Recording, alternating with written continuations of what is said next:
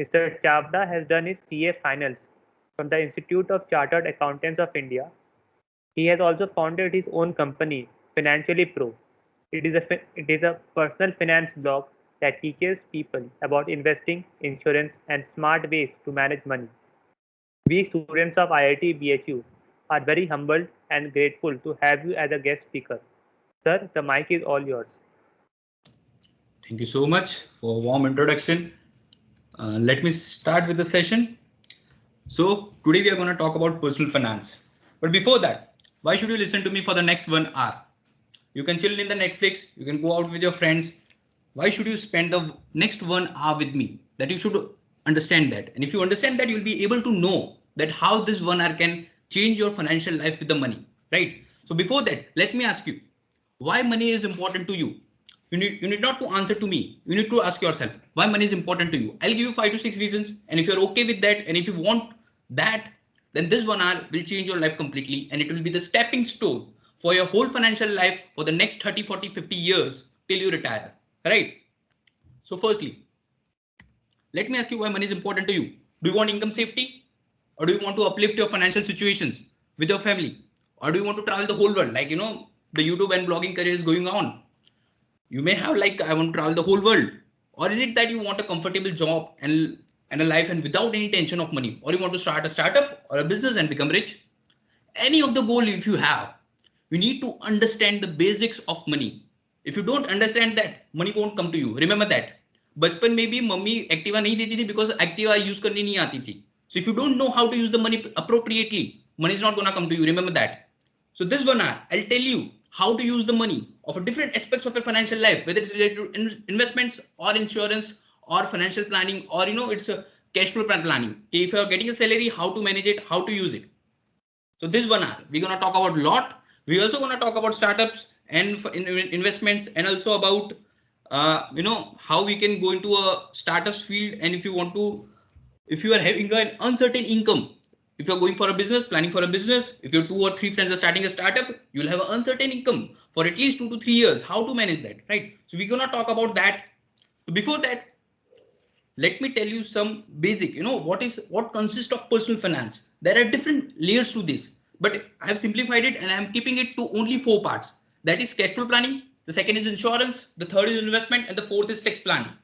सब PPT में नहीं है, right? So I can't take everything on the PPT. Like in tax planning, if I'm talking about how to save tax legally through, opting for different options, I can't just show you on the PPT because only your chartered accountants know that how to save tax legally in India, or whether it's about investment or even insurance.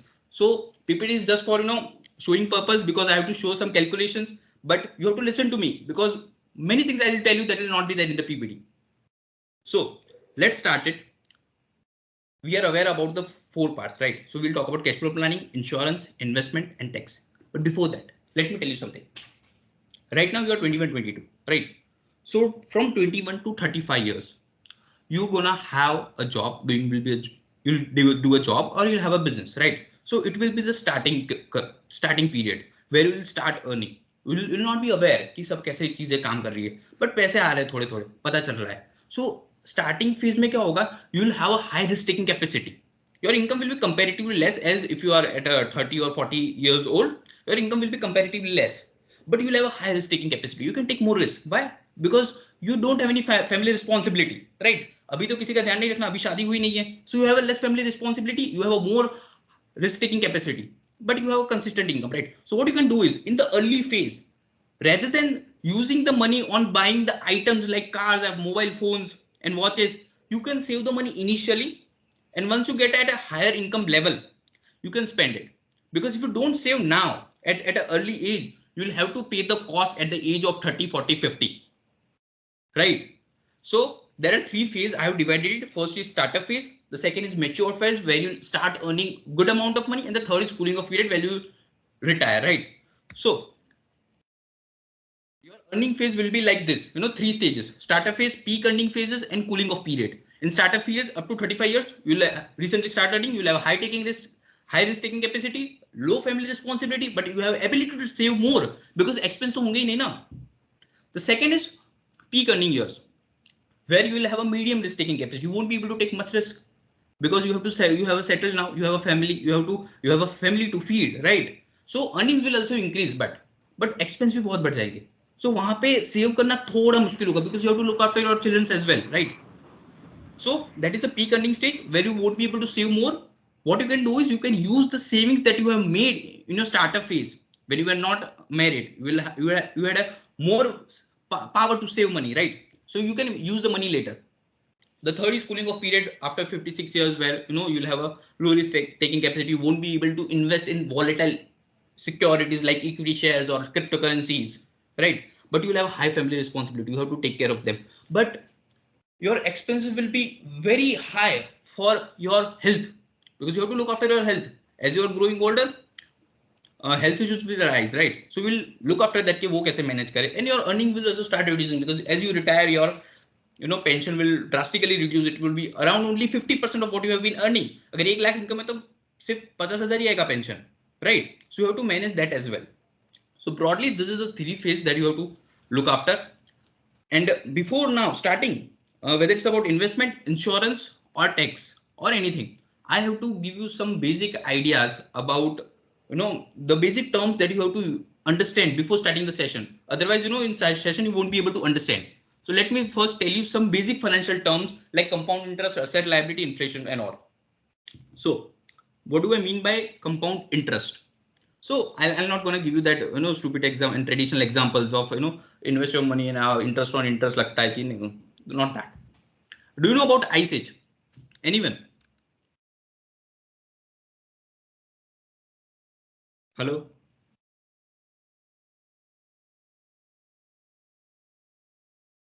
Yes, we know. Right. So the whole earth was frozen, right? Why? दिमाग में पहले क्या आता है कि पूरी अर्थ froze होगी. क्यों? सर्दी ज्यादा गिरी होगी, बर्फ ज्यादा गिरी होगी. But if you go in the deep, if you understand the physics and all, I don't understand as much as you, but जितना मुझे पता है, and as per my research, it was not because of the cold, it was because of the less summer, because गर्मी नहीं गिरती थी. For example, अगर सर्दी आई और बर्फ इतनी हो गई और गर्मी कम गिरी ना, तो बर्फ इतनी रह गई, बर्फ पूरी नहीं पिघली. तो जो ये लैंड है, तो यहाँ से इतनी बर्फ आई और अगले सीजन में जब गर्मी आई तो बर्फ पिघली नहीं पूरी. और ऐसा कंटिन्यूअसली होता रहा for 500-600 years, right? And that had a capacity to froze the whole earth. Do you understand? For 100 years, if small layers of ice is building up, it has a power to freeze the whole earth. That is the power of compound interest. If you connect it with your money, if you start investing at the age of 21 till that 60, you are having almost 40 years, right? And if you give compound interest, it's important. And don't take money out of your investment just because you want to buy a good car. Not going by that, and letting your investment grow slowly. 10,000 of monthly investment can give you 1 crore of rupees after 10, 20, 30 years, right? But you should have that patience and not going by instant gratification. Adulthood में होगा, ये ले लेते हैं, पैसे आएंगे ना जब 30,000, 40,000, 50,000 जेब में आते हैं ना, तब होता है. एक एप्पल की वॉच ले लेते हैं, एक अच्छा फोन ले लेते हैं, एक अच्छी कार ले लेते हैं लोन पे, होगा. But you should have a patience. And if you are able to do that and give the compound interest its effect, it can give you crores of rupees. I'm not saying कि 30-40 साल बाद ही अच्छी जिंदगी जीनी है, आज भी जीनी है, but फिजूल खर्च नहीं करने. We'll talk about it later on, right? So the second thing is asset. Everything that you own. घर हो गया, गाड़ी हो गई. गाड़ी is a controversial issue, but let's not go into that. Let's consider it as an asset only. All the investments, all the jewelries you have, basically जो भी आपका है वो सब assets है, right? Second is liability that you own. मतलब किसी के पास से लोन लिया है, फ्रेंड्स के पास से लोन दिए, किसी को पैसा देना है, क्रेडिट कार्ड के बिल्स है, वो सब liability. The second thing is inflation. जब स्कूल में थे, जो 5 रुपए का समोसा आता था, वो IIT में 10 रुपए का आता है. साल बदल गए, राइट? अगर आज मैं यहाँ पे समोसा रखूं और यहाँ पे 5 की नोट रखूं, 5 साल पहले चलता था, बट अगर आज यहाँ पे समोसा रखूं तो मुझे यहाँ पे 2 5 की नोट रखनी पड़ रही है, because I have to pay 10 rupees more. Why? Because the purchasing power of money has reduced. It is because of inflation. As the economy grow, purchasing power reduce होगी, because the cost will be higher. अगर आज 100 रुपए की जो चीज आ रही है, वो अगले साल 106 रुपए की आएगी, because inflation rate in India is around 6%, right? So let's say you don't know anything about investment. You are earning good amount of money, working at a good tech company as a software engineer, you are getting a good money, right? So for example, you are earning 50,000 rupees, out of which you are able to save 20,000 rupees, और 20,000 आप हर रोज saving account में रख दे रहे हो. Now what interest you get on saving account? Almost 2 to 3 or maximum 4%, right? तो क्या inflation rate ही 6% है. That means you are losing 2% every year. That is, inflation is like monster. वो आपके सारे इन्वेस्टमेंट खा जाएगा. If you don't know where to invest right and how to get a good amount of return for a long period of time, inflation will eat all your money. हमें लगेगा पैसे grow हो रहे हैं, but if you see the inflation, if you see the cost in the economy, पैसा grow हो ही नहीं रहा. सेविंग अकाउंट पे 4% मिल रहा है, बट मतलब इन्फ्लेशन रेट ही 6%. I am losing 2% every year, right? So you should understand that inflation is a monster. Will talk about it, how to manage it. And the next is equity shares. What do I mean by equity shares? Whenever you start a company, अगर company शुरू कर रहे हो, like for example 2-3 friends मिलके startup शुरू कर रहे हैं, they are investing 1 lakh rupees in a company starting capital, out of which it will be divided at 50-50%, right? So 50% shows the ownership. If you have 10% equity shares of any company, that means you are 10% owner in that company. We'll talk about it when you go into startup parts, right? So bonds and debentures, it is basically like loans only. For example, if company wants to take a loan, not from bank, if you go with the bank, they'll give you a loan. But if you want to take loans from general public or from the relatives, you can issue bonds or debentures for company's angle, right? Where I'm not talking about as an individual or partnership firms. And the last one is mutual funds. बहुत सुना होगा ना, mutual fund सही है, mutual fund सही है, right? So what is mutual fund? It's not an investment option. समझो, equity shares, stock market is very risky. If you are not sure, आपको नहीं पता कि कंपनी कैसे काम करती है, if you are not sure कि टेक्निकल एनालिसिस, फंडामेंटल एनालिसिस कैसे काम करता है, कैसे मैं प्रेडिक्ट करूं कि स्टॉक्स की प्राइसेस क्या होगी, right? So you don't know about it, right? So what you can do is एक प्रोफेशनल पर्सन को अपॉइंट कर दो. वो पर्सन क्या करेगा, वो आपके पास से पैसे लेगा और आपके बिहाफ पे स्टॉक मार्केट में इन्वेस्ट करेगा और रिटर्न कमा के आपको दे देगा. वो उसके बदले में क्या लेगा? एक छोटी सी फीस लेगा. फीस कितनी होगी? 1% या 2% off total, right? So what mutual fund does is कि वो जनरल पब्लिक के पास से पैसे लेंगे और उनका एक फंड मैनेजर होगा, who will manage the money, who is an expert, who is mostly he'll be a CFA और MBA in finance, और वो पैसों को लेकर स्टॉक मार्केट में इन्वेस्ट करेगा और वहां से रिटर्न जनरेट करके आपको दे देगा और उसका 1% या 2% ले लेगा, right? So if you are not sure, अगर आपको नहीं पता इक्विटी मार्केट कैसे काम करता है, if you are not sure कि स्टॉक मार्केट में कैसे इन्वेस्ट करूं, नहीं पता, then go with mutual fund. It is one of the best option for the beginners one. You all can look after it. अगर आपको सही में इंटरेस्ट है इक्विटी शेयर्स में तो बात अलग है, तो you can learn it and go buy it. But उसमें बहुत ज्यादा टाइम लगेगा, it's a very complex thing. So you can appoint a person who will work as a mutual fund agent, who will take money from you and invest on your behalf and give you return, right? Almost 10-11-12% तो return आराम से मिल जाएगा. So it is far better. Inflation rate 6% है, but mutual fund आपको 12% देगा. You are earning 6% more. Remember that. अगर ऐसे 6% 10 साल तक चले ना तो बहुत पैसा आ जाएगा, बट 10 साल तक पैसे अंदर रखने पड़ेंगे, right? So mutual fund is not a different thing, it is just a way of investing in stock market, right? So I think this is basically enough for you to understand the basic terms and we can start with the session. The first thing that we are going to talk about is how to achieve any financial goals. अगर कुछ भी है, मुझे गाड़ी खरीदनी है, कहां से पैसे लाऊं? लोन तो ले सकते हो. See, loan is always an option, but is it a good option? No, because you have to pay interest now. Why to pay interest? If you are able to have basic consciousness and you are able to understand कि मुझे इतने साल बाद ये चाहिए और अभी से मैं थोड़ा थोड़ा सेव कर पाऊं तो मुझे आगे जाके इतने पैसे मिलने वाले हैं, right? So what we need to do is, हम एक बेसिक फ्रेमवर्क बनाएंगे, उसको मैं एग्जांपल से भी समझाऊंगा कि कोई भी गोल हो, अगर मुझे 2 साल बाद स्विट्जरलैंड घूमने जाना है, how do I get money? मैं पैसे कहां से लाऊं? 1-2 लाख तो खर्चे होंगे ना. एक तो है मैं लोन ले लूं, दूसरा है मैं 1 साल पहले से ही थोड़े थोड़े बचाने लग जाऊं. तो क्या जब मुझे जरूरत पड़ेगी तो ज्यादा पैसे एडजस्ट नहीं करने पड़ेंगे, मेरे पास ऑलरेडी सेविंग्स होगी थोड़ी, तो हम बकेट्स बनाएंगे थोड़ी थोड़ी, right? So let me just give you steps and then we will go for an example. So how to achieve all your financial goals. The first step is to identify your financial goals. कि आपके goals क्या है?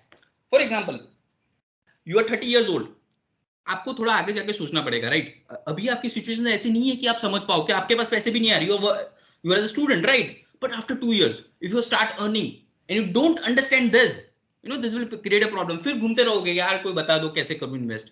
Right. सो अभी से अगर थोड़ा basic basic पता चल रहा है तो आगे जाके सही में जब पैसे का फ्लो आएगा as a when you are doing a job you will be able to understand it better, right. So let's understand, what is financial goals. So identifying your financial goals. What does it include? Any financial goals. If I want to get a good car, if I want to pay down payment for my home, if I want to travel, if I want any, anything like huge electronics, like if I want an AC, anything. Because AC costs around 60,000-70,000 rupees, right? So my salary is 30,000-40,000 rupees. I won't be able to pay that. So if I, keep aside 10,000 rupees for 3 to 4 months, after 4 months, I'll be able to buy whatever I want. The second thing is estimate the cost of goals today, right? It will be a bit technical, but remember that the session is recorded. If you want to go listen to it again, you can listen to it. I'll go in a bit speed because I want to cover a lot many things, right? So you have to find the cost. What is the cost today? अगर मुझे 3 साल बाद car लेनी है तो उसकी आज cost देखनी पड़ेगी. What you can do is just go on Google and write on road price of any car that you want, whether it's Mercedes, whether it's Honda City or anything that you want. You can just write and get on road price right now today. आज की price कितनी है. Now what you need to do is then find the future value of expense. अब यहाँ पे आता है inflation. अगर आज suppose for example let's take Honda City. I want to buy a Honda City which costs around 12 lakh rupees. I'm just roughly estimating. Right now it is priced at 12 lakh rupees, but I want it after 3 years. 3 years. I don't have money right now. So what I'll do is I'll find the cost of Honda City after 3 years. वो कैसे पता चले कि inflation rate add कर दो. अगर आज 12 लाख की कार है तो अगले साल 12 lakh plus 6%, right? After 2 years it will be 12 lakhs plus 6% plus 6%. उसकी कॉस्ट भी तो बढ़ेगी ना. So आपको 3 साल बाद की कॉस्ट निकालनी है, right? The moment you find that value, you have to use a calculator. Online आप जाओगे कोई भी सिर्फ लिखो के SIP कैलकुलेटर और financial goal calculator, you will get that. आपको क्या करना है, उसके अंदर अमाउंट फीड करनी है कि मुझे कितने पैसे चाहिए, इतने साल बाद चाहिए और इतने पैसे चाहिए, और रिटर्न कितना मिलेगा 12%. अगर आप इक्विटी में इन्वेस्ट करो उसके बारे में भी बात करेंगे. अगर आप इक्विटी में इन्वेस्ट करो you can gate 12% return, right? So you can feed the amount of 12%, and you get the monthly amount that you need to invest right now, so that after 3 years you can buy the car that you want, right? So after that what you need to do is, after you get the amount, after you have segregated all the goals, like I want to buy a house, so I have to pay the down payment of 10 lakh 20 lakh rupees. After this many years I want to buy a car, I want to travel. So आप cost निकालो उसकी कि monthly investment कितनी आ रही है, right? Then divide it into 3 parts. See, this is most important. आज अगर मुझे पता चल गया कि मुझे 10,000 रुपए इन्वेस्ट करने हैं to get a car after 3 years, right? But मैं इन्वेस्ट कहाँ पे करूँ? There are so many options. Banks हो गए, एफडी हो गई, रिकरिंग डिपॉजिट हो गया, म्यूचुअल फंड्स है, इक्विटी शेयर्स है, बॉन्ड्स है, गोल्ड है, ज्वेलरी है, रियल एस्टेट है. There are so many options, right? So what I need to do is I need to divide it into 3 parts. एक short term goal कि मुझे 1 साल के अंदर क्या चाहिए, एक मीडियम टर्म गोल कि मुझे 2 से 3 साल के अंदर या 4 साल के अंदर क्या चाहिए, और एक है लॉन्ग टर्म गोल कि मुझे 5, 7, 10 साल तक क्या चाहिए, right? So I need to divide it, because जैसे मैं डिवीजन करूंगा ना मेरे गोल्स के, उसके बेस पे मुझे पता चलेगा कि मुझे कितने पैसे कहां पे डालने हैं. अगर मुझे कम रिटर्न मिल रहा है तो वहां पे मैं लॉन्ग टर्म के लिए इन्वेस्ट नहीं कर सकता. सेविंग बैंक मुझे सिर्फ 3% इंटरेस्ट दे रहा है, why should I invest there? I can at least invest in equity market, stock market, where I can get at least 12%. Inflation तो थोड़ा कम होगा, वहां पे तो मेरे पैसे ही, अपॉर्चुनिटी कॉस्ट ही बहुत ज्यादा है, बिकॉज इन्फ्लेशन रेट ही बहुत ज्यादा है, right? So you need to divide it into 3 parts, and on the basis of that you will be able to know कि कहाँ पे invest कर सकते हैं. So after you are dividing and after you divide that part and you know कि यहाँ पे invest करना है, then you can start investing, right? So firstly invest कहाँ पे करनी है? So broadly उसका एक idea ले लेते हैं, 5-6 जो investment options है उसके बारे में बात कर लेते हैं, फिर हम जाएंगे एक examples में जिसमें हम कैसे calculate कर सकते हैं, right?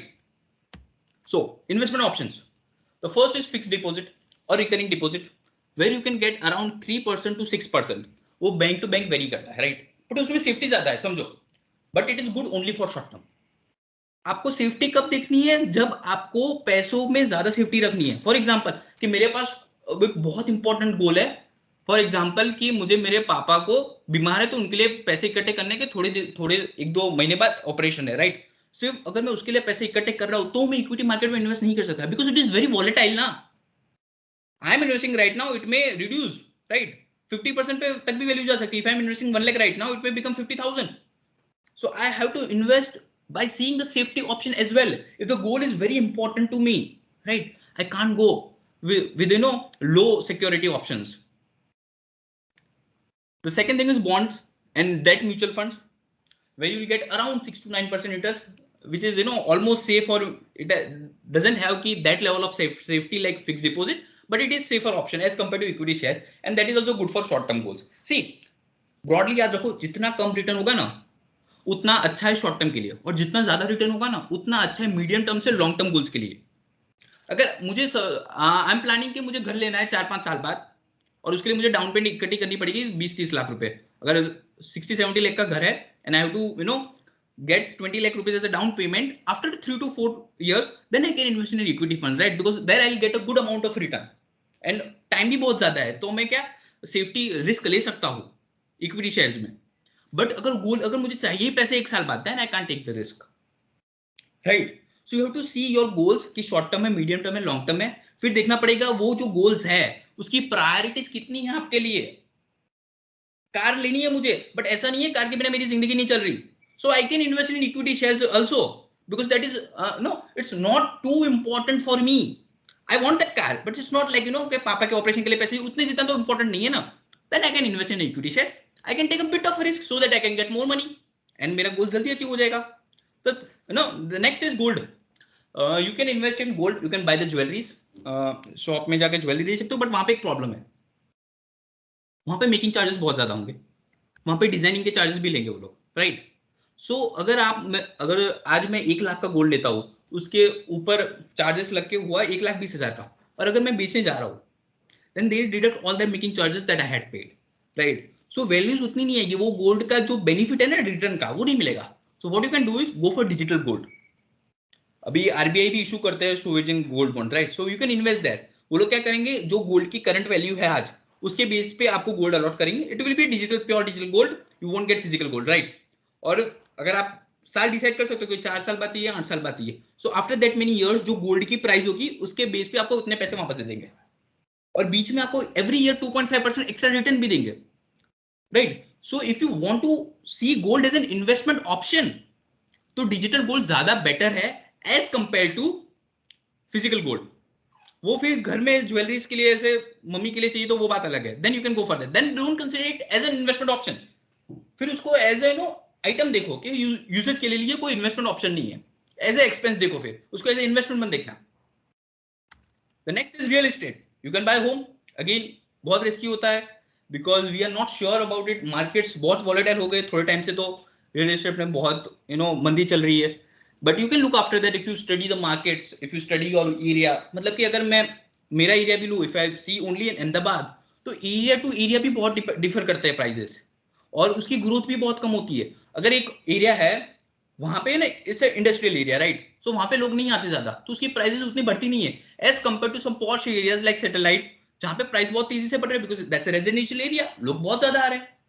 सो उसमें बहुत चीजें सोचनी पड़ती है, और वो जनरली लॉन्ग टर्म के लिए यूज करना होता है कि, और उतने पैसे जो कि नहीं होते हमारे पास, if you are from a middle class, then that's not a good option for investment. But you can think of it like utility purposes की, एक अच्छा घर लेना है, एक अच्छी लोकेशन पे लेना है, तो मैं सोच सकता हूँ, right?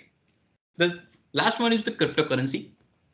Again it's return is very difficult to expect कि कितना होगा. Safety as it is not regulated, मैंने वेरी लो लिखा है, but if you see in reality safety है.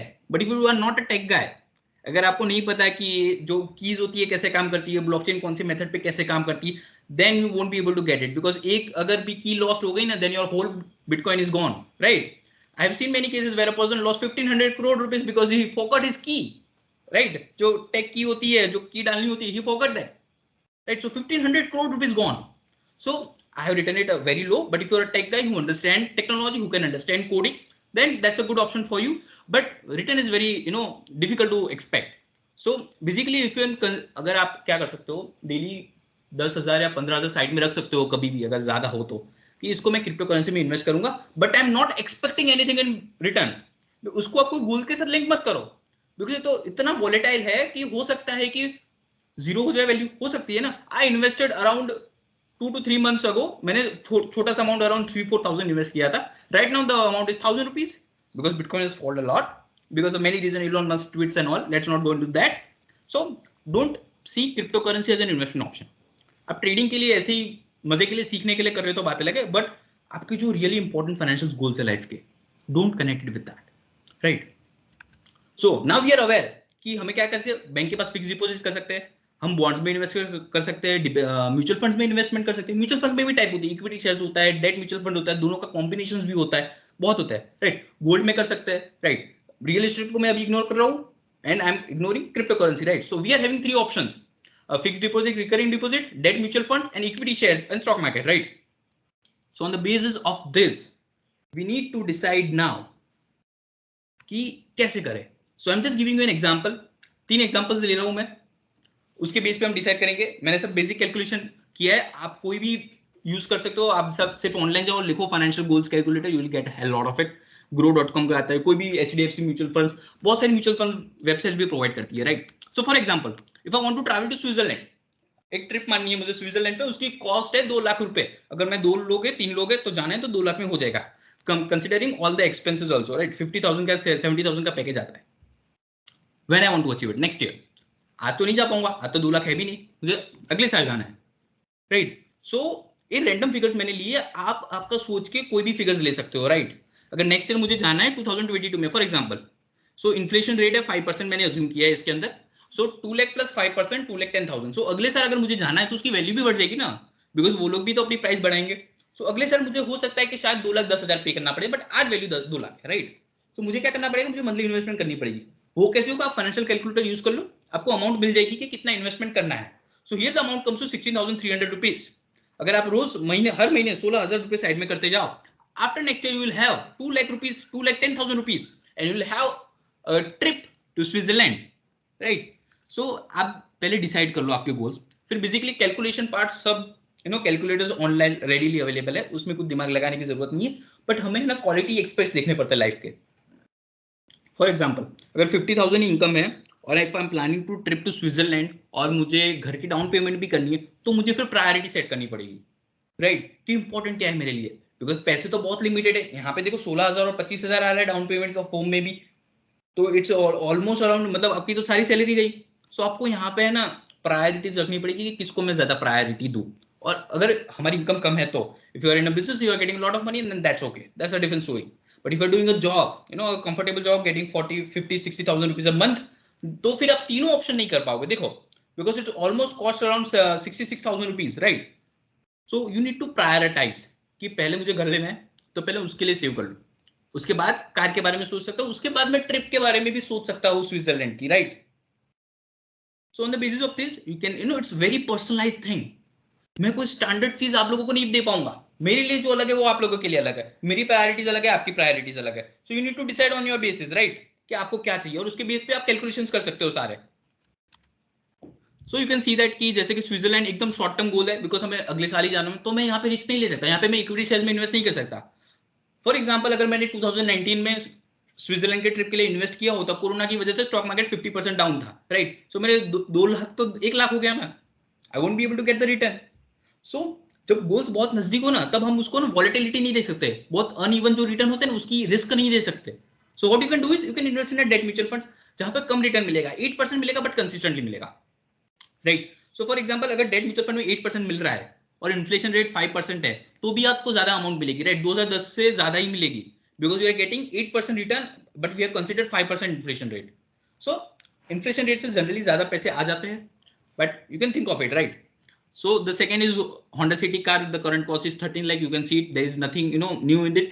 सब self explanatory मैंने slides बनाई है जब calculations की बात आती है. So you can just take a screenshot of it or I'll share the PPT with you all.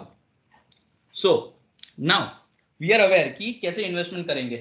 मैंने मेरे गोल समझ लिए, दिमाग में गोल्स क्लियर हो गए कि अगर मैं पैसे कमाऊंगा तो इतने, देखो अभी आपके पास पैसे नहीं है, अभी तो आप स्टूडेंट्स हो, बट यू नीड टू, आपको समझना तो पड़ेगा ना। आप आपके पापा को समझा सकते हो घर पे जाके कि पापा ऐसे ऐसे चीजें होती है, हम ऐसे इन्वेस्टमेंट भी कर सकते हैं। If he is not from finance background you can tell him कि ऐसे ऐसे, अगर देखो कि अगर आज आप स्टूडेंट्स हो, आपको एजुकेशन के लिए पैसे भी देने पड़ेंगे, राइट? अगर आप इसके बाद IIM या किसी का सोच रहे हो, फिर planning to for the studies, तो वहां पे भी कॉस्ट आएगी। तो 3-4 साल बाद आप जब IIT से निकलोगे और वहां पे जो कॉस्ट आ रही है उसके लिए अभी थोड़ा थोड़ा सेव करना शुरू कर दो, तो क्या तब जाके हमें ना बहुत ज्यादा लोन नहीं लेनी पड़ेगी। Because if you go for IIMs the cost is around 20 lakh 25 lakh, तो 20-25 लाख तो नहीं आएंगे ना, फिर तब कोई ऑप्शन नहीं होगा, फिर हमें एजुकेशन लोन लेनी पड़ती है, समझो। तो अगर आज से ही आप थोड़ा शुरू करो इन्वेस्ट करना, आपके नहीं पापा को बोलो राइट, और थोड़े इन्वेस्ट करना शुरू करो, तो हो सकता है 2 साल बाद आपको थोड़ी कम लोन लेनी पड़े। 20 लाख की जगह आपके पास 5-6 लाख आ गए हो तो थोड़ी 14 लाख ही एडजस्ट करनी पड़ेगी और कहीं से ढूंढनी पड़ेगी, right. So can think of it. So ऐसा नहीं है कि आप जब कमाओगे ही तभी आपको जरूरत पड़ेगी, आप आपके फैमिली वालों को समझा सकते हो, घर में आपके मम्मी पापा को समझा सकते हो कि ऐसी चीजें होती है, ऐसे हम सोच सकते हैं फाइनेंशियल गोल्स के बारे में, ऐसे हम प्लान कर सकते हैं, अगर यहाँ पे इतने साल बाद जाना है तो लोन नहीं लेते, ऐसे पहले से थोड़ा सेव कर लेते हैं, right. So these are the options that you can look at. So by going that कि अभी तो हमने समझ लिया कि फाइनेंशियल गोल्स क्या होते हैं, कैसे इन्वेस्ट कर सकते हो और कहाँ पे इन्वेस्ट करना है, बेसिक फ्रेमवर्क दे दिया कि शॉर्ट टर्म गोल्स है तो आप यहाँ पे इन्वेस्ट कर सकते हो, लॉन्ग टर्म गोल है तो यहाँ पे कर सकते हो, उसकी वैल्यू कैसे फाइंड करते हो, मंथली इन्वेस्टमेंट कैसे करनी है। अब इसके अंदर भी है ना बहुत डिटेल में मैं नहीं जा सकता। फॉर एग्जाम्पल कि यहाँ पे मंथली इन्वेस्टमेंट रिक्वायर्ड है 16,300 rupees and for down payment में 25,500, बट अभी मेरे पास उतने पैसे नहीं है, तो मैं क्या कर सकता हूँ, मैं स्टेप अप इन्वेस्टमेंट कर सकता हूँ। What do you mean by step up investment? आज मेरी सैलरी 50,000 है, बट अगले साल मुझे ग्रेस तो मिलेगा ना, हो सकता है कल अगले साल 60,000 रुपीज हो जाए, तो आज भी मैं इन्वेस्टमेंट कम करूंगा, मैं 25,000 नहीं करूंगा, मैं 15,000 करूंगा। फिर अगले साल जैसे मेरी सैलरी बढ़ेगी मैं थोड़ी इन्वेस्टमेंट बढ़ा दूंगा, 15,000 से 17,000 ले जाऊंगा, 2,000 बढ़ा दूंगा, फिर अगले साल 19,000। ऐसे ऐसे स्टेप अप भी इन्वेस्टमेंट कर सकते हो आप, right. You can look up to that, you can Google it, information is easily available, आपको सिर्फ क्यूरियोसिटी चाहिए समझने के लिए। जैसे ही प्रॉब्लम आएगी ना तब सॉल्यूशन आ जाएगा, बट अभी प्रॉब्लम सही है ना तो हमें पता नहीं है, राइट। सो आज जो सीखे हो, do talk to your family about that कि कैसे चीजें काम करती है, हमें कैसे सोचना चाहिए अबाउट योर फाइनेंशियल गोल्स। अभी ऐसे कभी हमने सोचा ही नहीं ना कि मुझे कार लेनी है तो मैं अभी से थोड़े पैसे सेव कर दूं कि आगे जाकर पैसे आ जाएंगे। वहां पे कार लेनी है, हाँ ले लो, लोन लो, हो गया काम। घर में प्रॉब्लम होती है बिकॉज घर में डाउन पेमेंट देनी होती है, राइट, 20% डाउन पेमेंट देनी होती है, वो कहां से लाएंगे, वहां पे प्रॉब्लम होती है। फिर तब ऐसा लगता है कि पहले से अगर पैसे होते तो अच्छा होता। So what you can do is you can save a bit from early। उसके लिए ना हमें थोड़ा लॉन्ग टर्म सोचना पड़ेगा। मैं 1 साल 2 साल का सोच के नहीं कर पाऊंगा, मुझे थोड़ा बड़ा सोचना पड़ेगा कि आज मैं IIT में हूँ, फॉर एग्जाम्पल आप लोगों की बात करूँ तो after this many years I'm going to get a job, and after this many years I'll marry, I'll have this many house, I want this, you can think of it right now, right? So you can plan it in a better way। आपको थोड़ा long term सोचना पड़ेगा। If you don't think long term, this financial planning is not possible, let me tell you this। You need to think some bit of long term to understand what your family needs are, आपको आपका culture देखना पड़ेगा। On the basis of that you can see कि we need this things this many years to live a better and a qualitative life। So on the basis of that, you can decide your goals, decide your monthly investment. If you're not able to invest all the money, that's okay. If the total investment amount is coming to 30,000-40,000 rupees investing a month, and if you don't have, it's okay. It's totally okay. Start with 10,000 rupees. शुरू करना important है, right? The moment you start that, you will have कि यार हो जाएगा, आगे कहीं से पैसे हो जाएंगे। The moment salary increase, आप आपके expense मत बढ़ाओ, investment बढ़ा दो, so that you can achieve your goals easily, right? So let's talk about risk in your life, right? So are you even aware of the risk in your life, the kinds of risk that you have? Let me tell you some kinds of risk that you have that you aren't aware of, right? You may have it thought in mind, but you aren't completely aware about it. So first kind of risk is risk of your life. Maybe you can die tomorrow, right? We are not sure about it. The second thing is demise of a earning family member। अगर आपको कोई family member है who dies, then there's a risk because there's no earning member। अब पैसे नहीं आ रहे ना घर में, that is a risk, that's a very important risk that we need to talk about right now। loss of income, job loss हो गई, अभी कोरोना में भी बहुत सारे लोगों को जॉब से निकाल दिया था, right. So how do you manage that risk? there's a critical health issue, अगर बहुत हेल्थ में इशू हो गया या कोई डिसेबिलिटी हो गई, एक्सीडेंट हो गया, कुछ हो गया, so this are the risk of your life.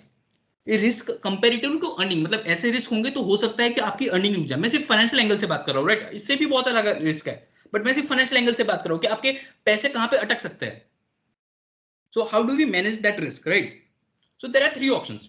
The first is life insurance, the second is medical insurance, and the third is emergency fund. Will talk about it each one slowly, right. So life insurance में सिर्फ term plan में जाओ, no endowment plan, no money back plan. क्या होता है कि insurance में बहुत सारे ऑप्शंस आते हैं। अगर मैं आज महीने का 10,000 इंश्योरेंस प्रीमियम पे कर रहा हूँ तो 2-3 ऑप्शन होते हैं। जैसे कि मैं 10,000 पे कर रहा हूँ तो इंश्योरेंस कंपनी मेरे बिहाफ पे क्या करेगी, 5,000 इंश्योरेंस के रखेगी और 5,000 मेरे बिहाफ पे म्यूचुअल फंड में इन्वेस्ट कर देगी। और why should I do that? मैं खुद भी इन्वेस्ट कर सकता हूँ म्यूचुअल फंड्स पे और वो लोग रिटर्न भी कम देते हैं। सो हमें क्या करना है, सिर्फ टर्म प्लान पे जाना है। टर्म प्लान में क्या होगा, ओनली रिस्क कवर होगा, मतलब कि अगर मैं इतने साल बाद पैसे दूंगा और अगर कुछ हो गया जिसके लिए मैं प्रीमियम पे कर रहा हूँ तो म्यूचुअल फंड मतलब इंश्योरेंस कंपनी मुझे इतने पैसे देगी, एल्स वो पैसे गए, right. So that is the best option and उसका प्रीमियम बहुत कम होता है as compare to endowment plan. अगर मैं 1 करोड़ की पॉलिसी ले रहा हूँ और एंडोमेंट प्लान में मुझे प्रीमियम पे करना है 6 लाख रुपीज अ मंथ, तो अगर मैं टर्म प्लान को कंपेयर करूँ तो वहां पे सिर्फ 50-60,000 रुपीज अ ईयर पे करने का आएगा, right. That is too cheap as compare to endowment plan, you can go by that. We'll see basic calculation of life insurance policy. It is also a very self-explanatory, slide कि कैसे calculate होगी additional amount. मैंने सब basic calculations भी दिखा दिए। आपको क्या करना है, if you are earning member right now, तो आपको देखना है कि अगर आप नहीं हो तो फ्यूचर में वन टाइम एक्सपेंस आपके डिपेंडेंट के क्या होंगे, राइट। For example if you are not there then you need to look after your children's education. उनकी शादी के लिए पैसे चाहिए, आपकी घर की लोन चल रही है तो उसके पेमेंट के लिए उसकी लिस्ट बनाओ कि इतना इतना पेमेंट करना पड़ेगा, वन टाइम एक्सपेंस, राइट। और देखो कि अगर आप नहीं हो तो ईयरली एक्सपेंस कितना होता है आपके घर में, उसको मल्टीप्लाई कर दो 10 साल से, बिकॉज आपको 10 साल का गैप देना पड़ेगा कि 10 साल तक वो लोग कुछ अपने हिसाब से सोच ले अगर आप नहीं हो तो, right. You need to think of it there as well, right. कैसा नहीं है मैं अभी कमा रहा हूँ उड़ा दो। If you truly love your family members you need to look at them, right, कि अगर आप नहीं हो तो आप उनके लिए कैसे पैसे बचा सकते हो। यू कैन सी मतलब 5 लाख का अगर एनुअल एक्सपेंस है तो इंटू 10 मतलब 50 लाख चाहिए, right. So one time expense 80 lakh हो गया और 50 लाख मुझे 10 साल के लिए चाहिए, so total amount is 1.3 crore rupees. But आज मेरी इन्वेस्टमेंट्स है, मेरी सारी असेट्स है और मैंने जो करंट इंश्योरेंस ले लिया है उसकी अमाउंट 75 लाख रुपीज है। सो 1.3 करोड़ मुझे चाहिए बट 75 लाख तो मेरे पास ऑलरेडी है एज एन असेट और as an investment. So difference जो है 55 लाख रुपीज का, उसका मैं एडिशनल इंश्योरेंस मुझे लेना पड़ेगा, राइट। तो उतने इंश्योरेंस ले लूंगा तो if I'm not there my family will be safe, right? So you can have a peaceful life कि आपको टेंशन नहीं होगी कि अगर मैं नहीं रहा तो मेरी फैमिली का क्या। The second third thing is health insurance. उसमें है ना बहुत कॉम्प्लिकेशंस होते हैं। What you can do is health insurance कितना लेना चाहिए, परसेंटेज ऑफ योर इनकम। आपकी जितनी एनुअल इनकम है उतना हेल्थ इंश्योरेंस ले लो।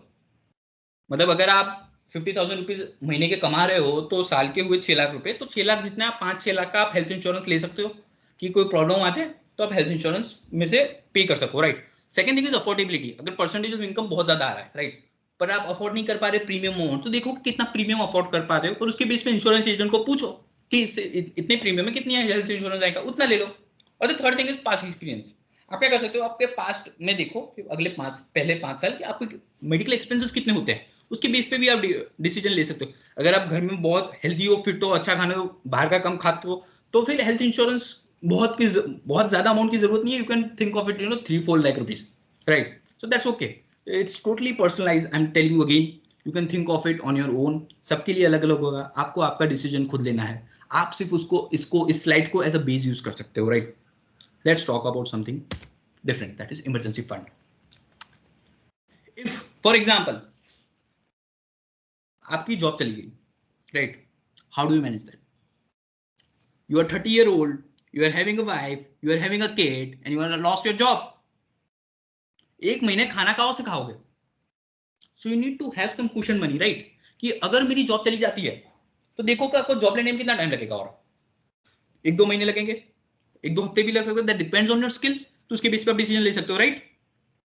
सो आपको क्या करना पड़ेगा, अगर आप रेगुलर इनकम आ रही है आपको एज ए सैलरीड पर्सन होते हैं, 3 से 6 मंथ के एक्सपेंसेस आपको एक डेट म्यूचुअल फंड में इन्वेस्ट कर देनी चाहिए। उससे क्या होगा कि अगर अर्जेंटली कभी पैसों की जरूरत पड़ गई, you can take money from that. You are having a 3 month of expense, अगर आज जॉब लॉस हो गई तो कोई टेंशन नहीं है, because I am having a 3 months of my expense in my saving account और दैट म्यूचुअल फंड, मैं वहां से यूज कर लूंगा और तब तक मैं दूसरी जॉब लेने में फोकस कर रहा हूं।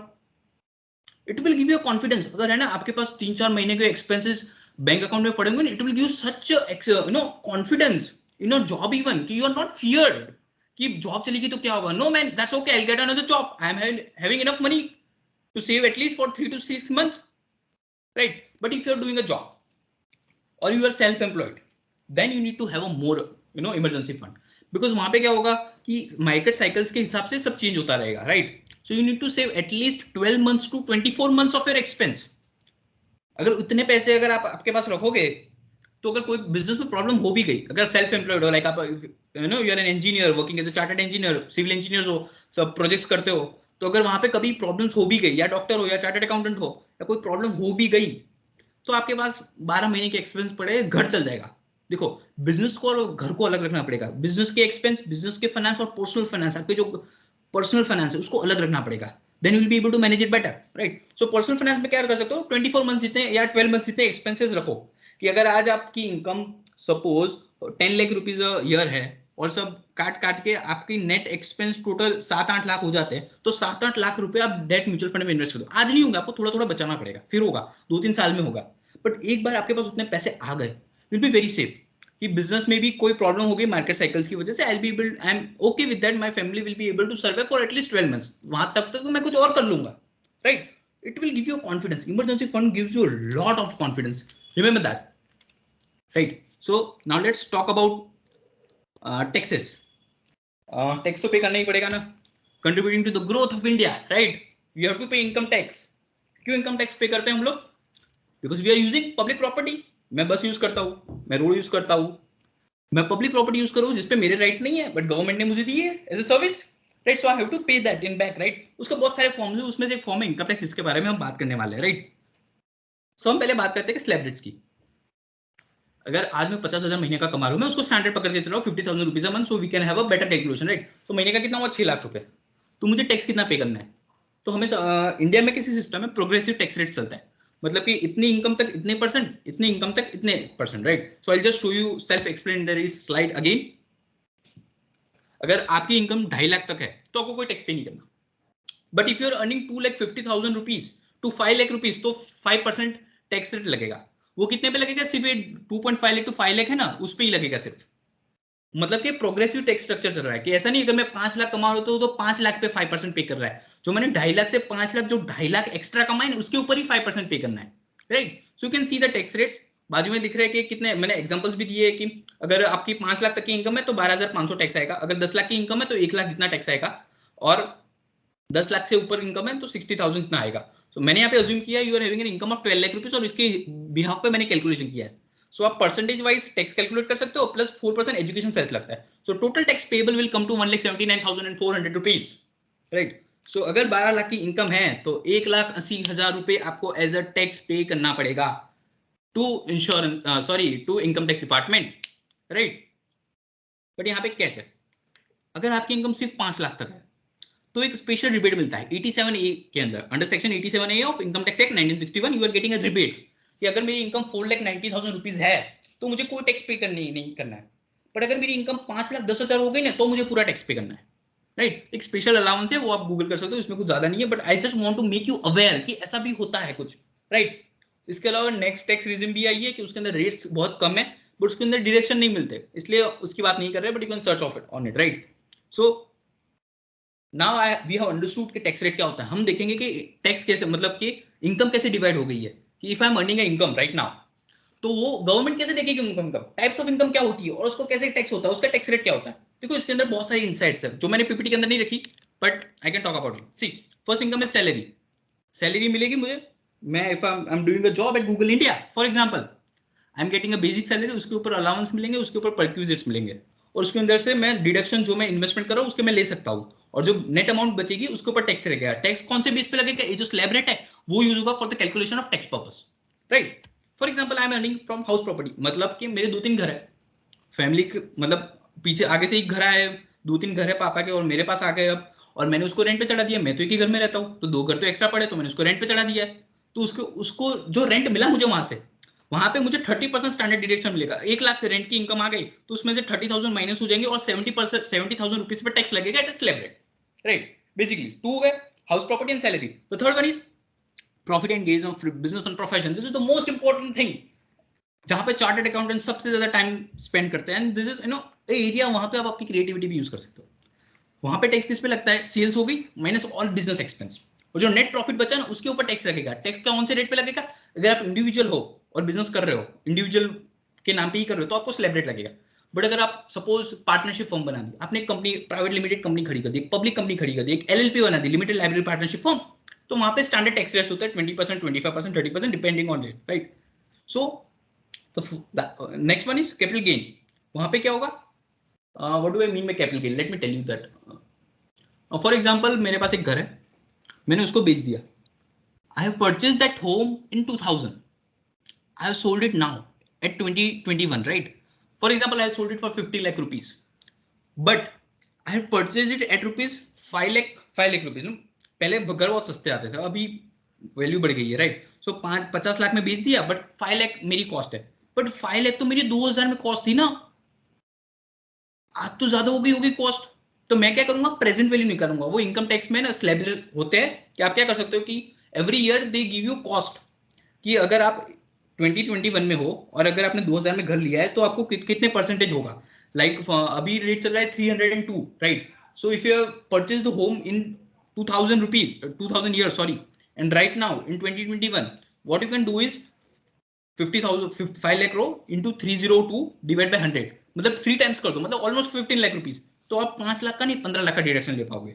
क्यों? बिकॉज वैल्यू भी बढ़ गई है कॉस्ट की धीरे धीरे, राइट? So income tax department understand that and they have allowed us to deduct a present value of cost. वहां पे स्टैंडर्ड रेट होता है 10% होता है, 20% होता है, और लॉन्ग टर्म कैपिटल गेन होता है। अगर आपने 3 साल से ज्यादा इन्वेस्टमेंट किया है तो लॉन्ग टर्म कैपिटल गेन लगेगा, और 3 साल से कम के लिए इन्वेस्ट किया तो शॉर्ट टर्म कैपिटल गेन लगेगा, उसके ऊपर 15% पे कर सकते हो आप, राइट? और भी like you are getting a dividend, right? तो वो भी टैक्स होगा, वो इनकम फ्रॉम अदर सोर्स में होता है, राइट? वहां पे किस पे टैक्स लगेगा? On income. और वो कितना रेट लगेगा? Depends on your income. मतलब कि अगर मैं डिविडेंड मुझे मिल रहा है, अगर मैंने कोई इक्विटी शेयर्स में इन्वेस्ट किया है, फॉर एग्जांपल मैंने जाइडस या रिलायंस में इन्वेस्ट किया है स्टॉक मार्केट में, राइट? और इस साल रिलायंस ने 5 रुपए पर इक्विटी शेयर डिविडेंड इशू किया है। डिविडेंड मतलब क्या? वो हर साल एज अ बोनस देते रहते हैं अपने ओनर्स को, those who are holding equity shares, right? तो सपोज 10 रुपए इशू किया और मेरे पास 1000 शेयर है, तो मुझे 10,000 रुपए मिलेंगे, राइट? तो डिविडेंड पे भी एक स्टैंडर्ड टैक्स रेट होता है, वो बहुत सारी इनकम आती है। देखो इसके अंदर इनकम फ्रॉम अदर सोर्स में बहुत सारी इनकम आती है, लाइक डिविडेंड आ गई, लाइक रॉयल्टी इनकम आ गई, बहुत सारी होती है, और उसके रेट्स अलग अलग होते हैं। That's the reason I have written it कि depends on the type of income, कि अगर डिविडेंड मुझे मिल रहा है तो उसके ऊपर 10% टैक्स रेट लगेगा, रॉयल्टी मिल रही है तो उसके ऊपर अलग रेट लगेगा, राइट? तो on the basis of that कि मैं डिसाइड कर सकता हूँ कि मेरी इनकम फ्रॉम अदर सोर्स क्या है। पहले होगी सैलरी इनकम, अगर मैं जॉब में काम कर रहा हूँ तो मुझे सैलरी मिलेगी, और अगर मुझे रेंट मिल रहा है तो जाएगी इनकम फ्रॉम हाउस प्रॉपर्टी। अगर मैं बिजनेस कर रहा हूँ, मैं सेल्फ एम्प्लॉयड हूँ, मेरी कोई ऑफिस है या मैं स्टार्टअप में काम कर रहा हूँ, तो उससे जो पैसे आएंगे वो जाएगा बिजनेस एंड प्रोफेशन में। और कैपिटल गेन जो भी मैं मतलब वन टाइम सेल कर रहा हूँ, जैसे कि मैंने एक घर सेल कर दिया, मैंने जैसे कि इन्वेस्टमेंट्स पे भी सेल करते हैं तो उस पर भी कैपिटल गेन रखता है, राइट? तो वहां पे भी अलग है। Last one is income from other source, वहां पे मिसलेनियस इनकम आप समझ लो, कोई भी छोटी बड़ी मतलब सेविंग बैंक पे इंटरेस्ट मिल गया या डेट म्यूचुअल फंड पे इंटरेस्ट मिल गया, वो सब इनकम फ्रॉम अदर सोर्स में टैक्स होगा। अब देखो यहाँ पे एक इनसाइट जो हमें समझनी पड़ेगी चीज, जिसमें सबसे ज्यादा जिसमें सबसे कम रेट है टैक्स रेट, गवर्नमेंट चाहती है कि हम वो काम करें। अगर ज्यादा रेट है ना, देन गवर्नमेंट वांट्स कि you stay away from that, otherwise I will charge you more. अगर आप सैलरीड पर्सन हो तो आपकी टैक्स रेट बहुत ज्यादा होगी, आप कुछ भी कर लो, आप पैसे सेव, मतलब टैक्स डिडक्शंस ऑप्शन ही नहीं है। But if you are doing a business you have lot of option to save tax as compare to salary, right? अगर सैलरीड पर्सन, मैं आगे दिखाऊंगा एक कैलकुलेशन मैंने किया है कि कैसे टैक्स रेट, मतलब कि if you are working as a salaried person तो कितना टैक्स पे करना आएगा, right? But if you are doing a business तो आपके पास बहुत ऑप्शंस है, बिकॉज सैलरी में क्या होता है, जो इनकम मिली उस पर टैक्स लगेगा, एक्सपेंस जो मैं बाद में करूंगा उसका कोई डिडक्शन नहीं मिलेगा। But as compare to business, जो मुझे इनकम मिली माइनस ऑल द एक्सपेंस जो मैंने बिजनेस के रिलेटेड किए हैं, फिर जो नेट प्रॉफिट बचा है उसके ऊपर एक्सपेंस मतलब टैक्स लगेगा।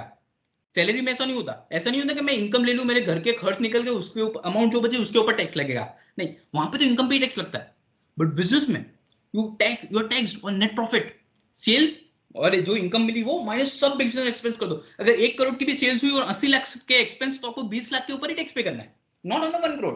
एज कंपेयर टू अगर आपको 1 करोड़ की सैलरी मिल रही है तो आपको 1 करोड़ के ऊपर टैक्स पे करना पड़ेगा, राइट? सो यहाँ पे आप बेसिक प्लानिंग कर सकते हो। कैसे कर सकते हो? आप छोटे स्लैब रेट में इनकम डाल दो as compare to higher slab rate. जैसे कि आप इन्वेस्टमेंट कर रहे हो, आप you can talk to your father regarding that, कि अगर आपके पापा इन्वेस्टमेंट कर रहे हैं और आपके पापा की इनकम 10 लाख से ज्यादा है, राइट? तो वो 30% स्लैब रेट में फॉल होते हैं। You can see it here, right? 10 lakh and above 30% का टैक्स रेट लगता है। So what you can do is, क्या आप इन्वेस्टमेंट पापा के नाम पे नहीं आपके नाम पे करो। उससे क्या होगा, आपकी तो इनकम है नहीं, आप तो स्टूडेंट हो, और you are above 18, right? So tax तो आपको ही पे करना पड़ेगा। बट आप है ना यहाँ पे एग्जाम्पशन ले सकते हो, कहाँ पे 2.5 लाख पे। अगर आपकी इनकम 2.5 लाख से कम है तो टैक्स पे करना नहीं आएगा। तो इन्वेस्टमेंट से जो इनकम मिलेगी ना उस पर टैक्स लगेगा ही नहीं, जो आपके पापा को 30% पे करना पड़ रहा है, because his income is above 10 lakh. उनके रेट्स बहुत ज्यादा है, 30% में फॉल होता है, बट आपका तो 0% है, आपकी तो 2.5 लाख जितनी इनकम नहीं है, आपकी तो सिर्फ इन्वेस्टमेंट इनकम है। तो आप बोल सकते हो पापा को कि आप इन्वेस्टमेंट आपके नाम पे नहीं मेरे नाम पे करो, उससे क्या होगा, टैक्स रेट बचेगा, मैं टैक्स रेट को 0 पे ला दूंगा, आपको जो 30% पे पे करना पड़ रहा है, अगर इन्वेस्टमेंट 1 लाख पे 10,000 रुपए आए, उसके ऊपर 30% 3,000 टैक्स पे करना पड़ रहा है, उससे अच्छा अगर आप मेरे नाम पे इन्वेस्ट करो तो वो जो 3,000 पे करना पड़ रहा है वो नहीं करेगा, बिकॉज मेरी इनकम तो 2.5 लाख से कम है, उसके ऊपर तो कोई टैक्स ही नहीं है, एग्जम्पशन मिला है, बेसिक एग्जम्पशन है, right. So you can do bit of planning, right. So let me just show you some ways to save tax legally. हाँ, legally हम talking about legally.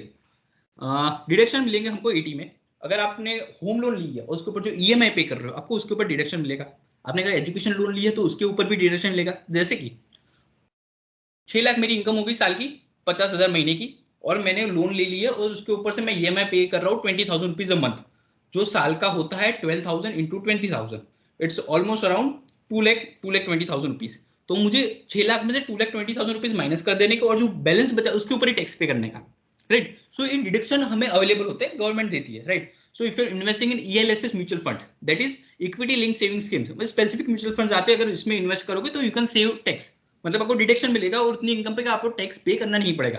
तो सेकंड इज फिक्स डिपॉजिट आती है, specifically जो tax saving के option से ही बनी होती है। दूसरे होते हैं public provident fund, Sukanya Samriddhi saving, NPS that is national pension scheme, अगर आप मेडिकल इंश्योरेंस भी आप किसी को पे कर रहे हो तो उसके ऊपर भी आपको बच सकता है, आपको लाइफ इंश्योरेंस पे कर रहे हो उसके ऊपर भी टैक्स बचा सकते हो। मतलब 6 लाख की इनकम हो गई और मैंने प्रीमियम पे किया लाइफ इंश्योरेंस का, मेडिकल का, और मैंने कहीं म्यूचुअल फंड में इन्वेस्ट कर दिया, और जो नेट अमाउंट बची उसके ऊपर ही टैक्स पे करने का। अगर आप रॉयल्टी कमाते हो, for example you have wrote a book लिखी है, वो पब्लिश हो गई है, उसके ऊपर से रॉयल्टी आती है, तो 3 लाख तक रॉयल्टी टैक्स नहीं है, राइट। 3 लाख से जैसे ही इनकम ऊपर जाएगी आपको टैक्स पे करना पड़ेगा, तो that is a good option. और अदर्स, क्योंकि इसके अंदर 80 सेक्शन बहुत बड़ी है, इट्स ऑलमोस्ट अराउंड 10 पेजेस, जिसके अंदर बहुत सारे अलग अलग टाइप्स के डिडक्शन मिलते हैं, बट जो हमारे काम के हैं वो मैंने यहाँ पे लिखे, right. So let's talk about calculation of income tax. मैंने यज्ञिता का एग्जांपल दिया है, she worked very hard for conducting this session and talking with me for arranging the session. So let's say for example Yagnita is working as a data scientist in a Google India, and she is having a handsome salary of rupees 24 lakh per annum, that comes to around 2 lakh rupees a month. अगर 2 लाख महीने का कमाते हो तो tax कितना पे करने का आएगा, देखते हैं। देखो, ग्रॉस सैलरी ले ली, वहां से आपको थोड़े अलाउंस मिल जाएंगे, house rent allowance for example. मैंने इसके डेप्थ में नहीं जाते कि कैसे कैलकुलेट हुआ, बिकॉज एक टॉपिक को पकड़ के मैं उसके बहुत अंदर 1 घंटे का सेशन हो सकता है। हाउस रेंट अलाउंस मिल गया, स्टैंडर्ड डिडक्शन, जो कोई भी सैलरीड पर्सन है उसको 50,000 का स्टैंडर्ड डिडक्शन मिलता है। सो नेट सैलरी कितनी हुई, 22 लाख रुपीस। उसके अंदर से यज्ञिता ने मेडिकल इंश्योरेंस प्रीमियम पे किया है after listening to my session, right, and she has invested in PPF also. So net taxable income हो गई 20,50,000।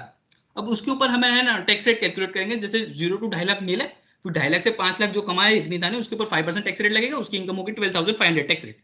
फिर 5 to 10 lakh 1 lakh, and 10 lakh and above जो 10,50,000 इनकम हुई उस पे टैक्स लगेगा 3.15 लाख रुपीस। सो टोटल हुआ 4,27,500 rupees plus education cess 17,100, and total tax payable if you are earning rupees 24 lakh is 4,44,600 rupees. That's huge, right? मतलब 24 लाख में से तो 4.5 लाख टैक्स में ही चले गए। If you are a salaried person, ये होना ही है, remember that. If you are a salaried person, you don't have much option to save tax.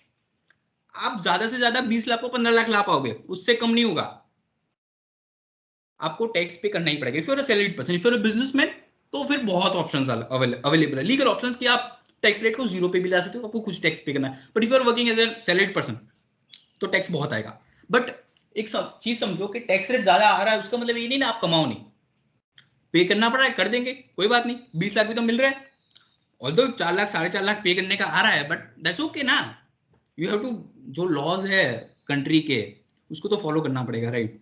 So if you are doing side hustle, side में कुछ कर सकते हो, वहां से इनकम ला सकते हो, तो वहां से आप थोड़ा मेंटेन कर सकते हो कि जो 4 लाख टैक्स में गए उसको कहीं और से मैं साइड बिजनेस से कहीं से अरेंज कर दूं, राइट। सो यहाँ पे आप इसको मैनेज ऐसे तरह से कर सकते हो।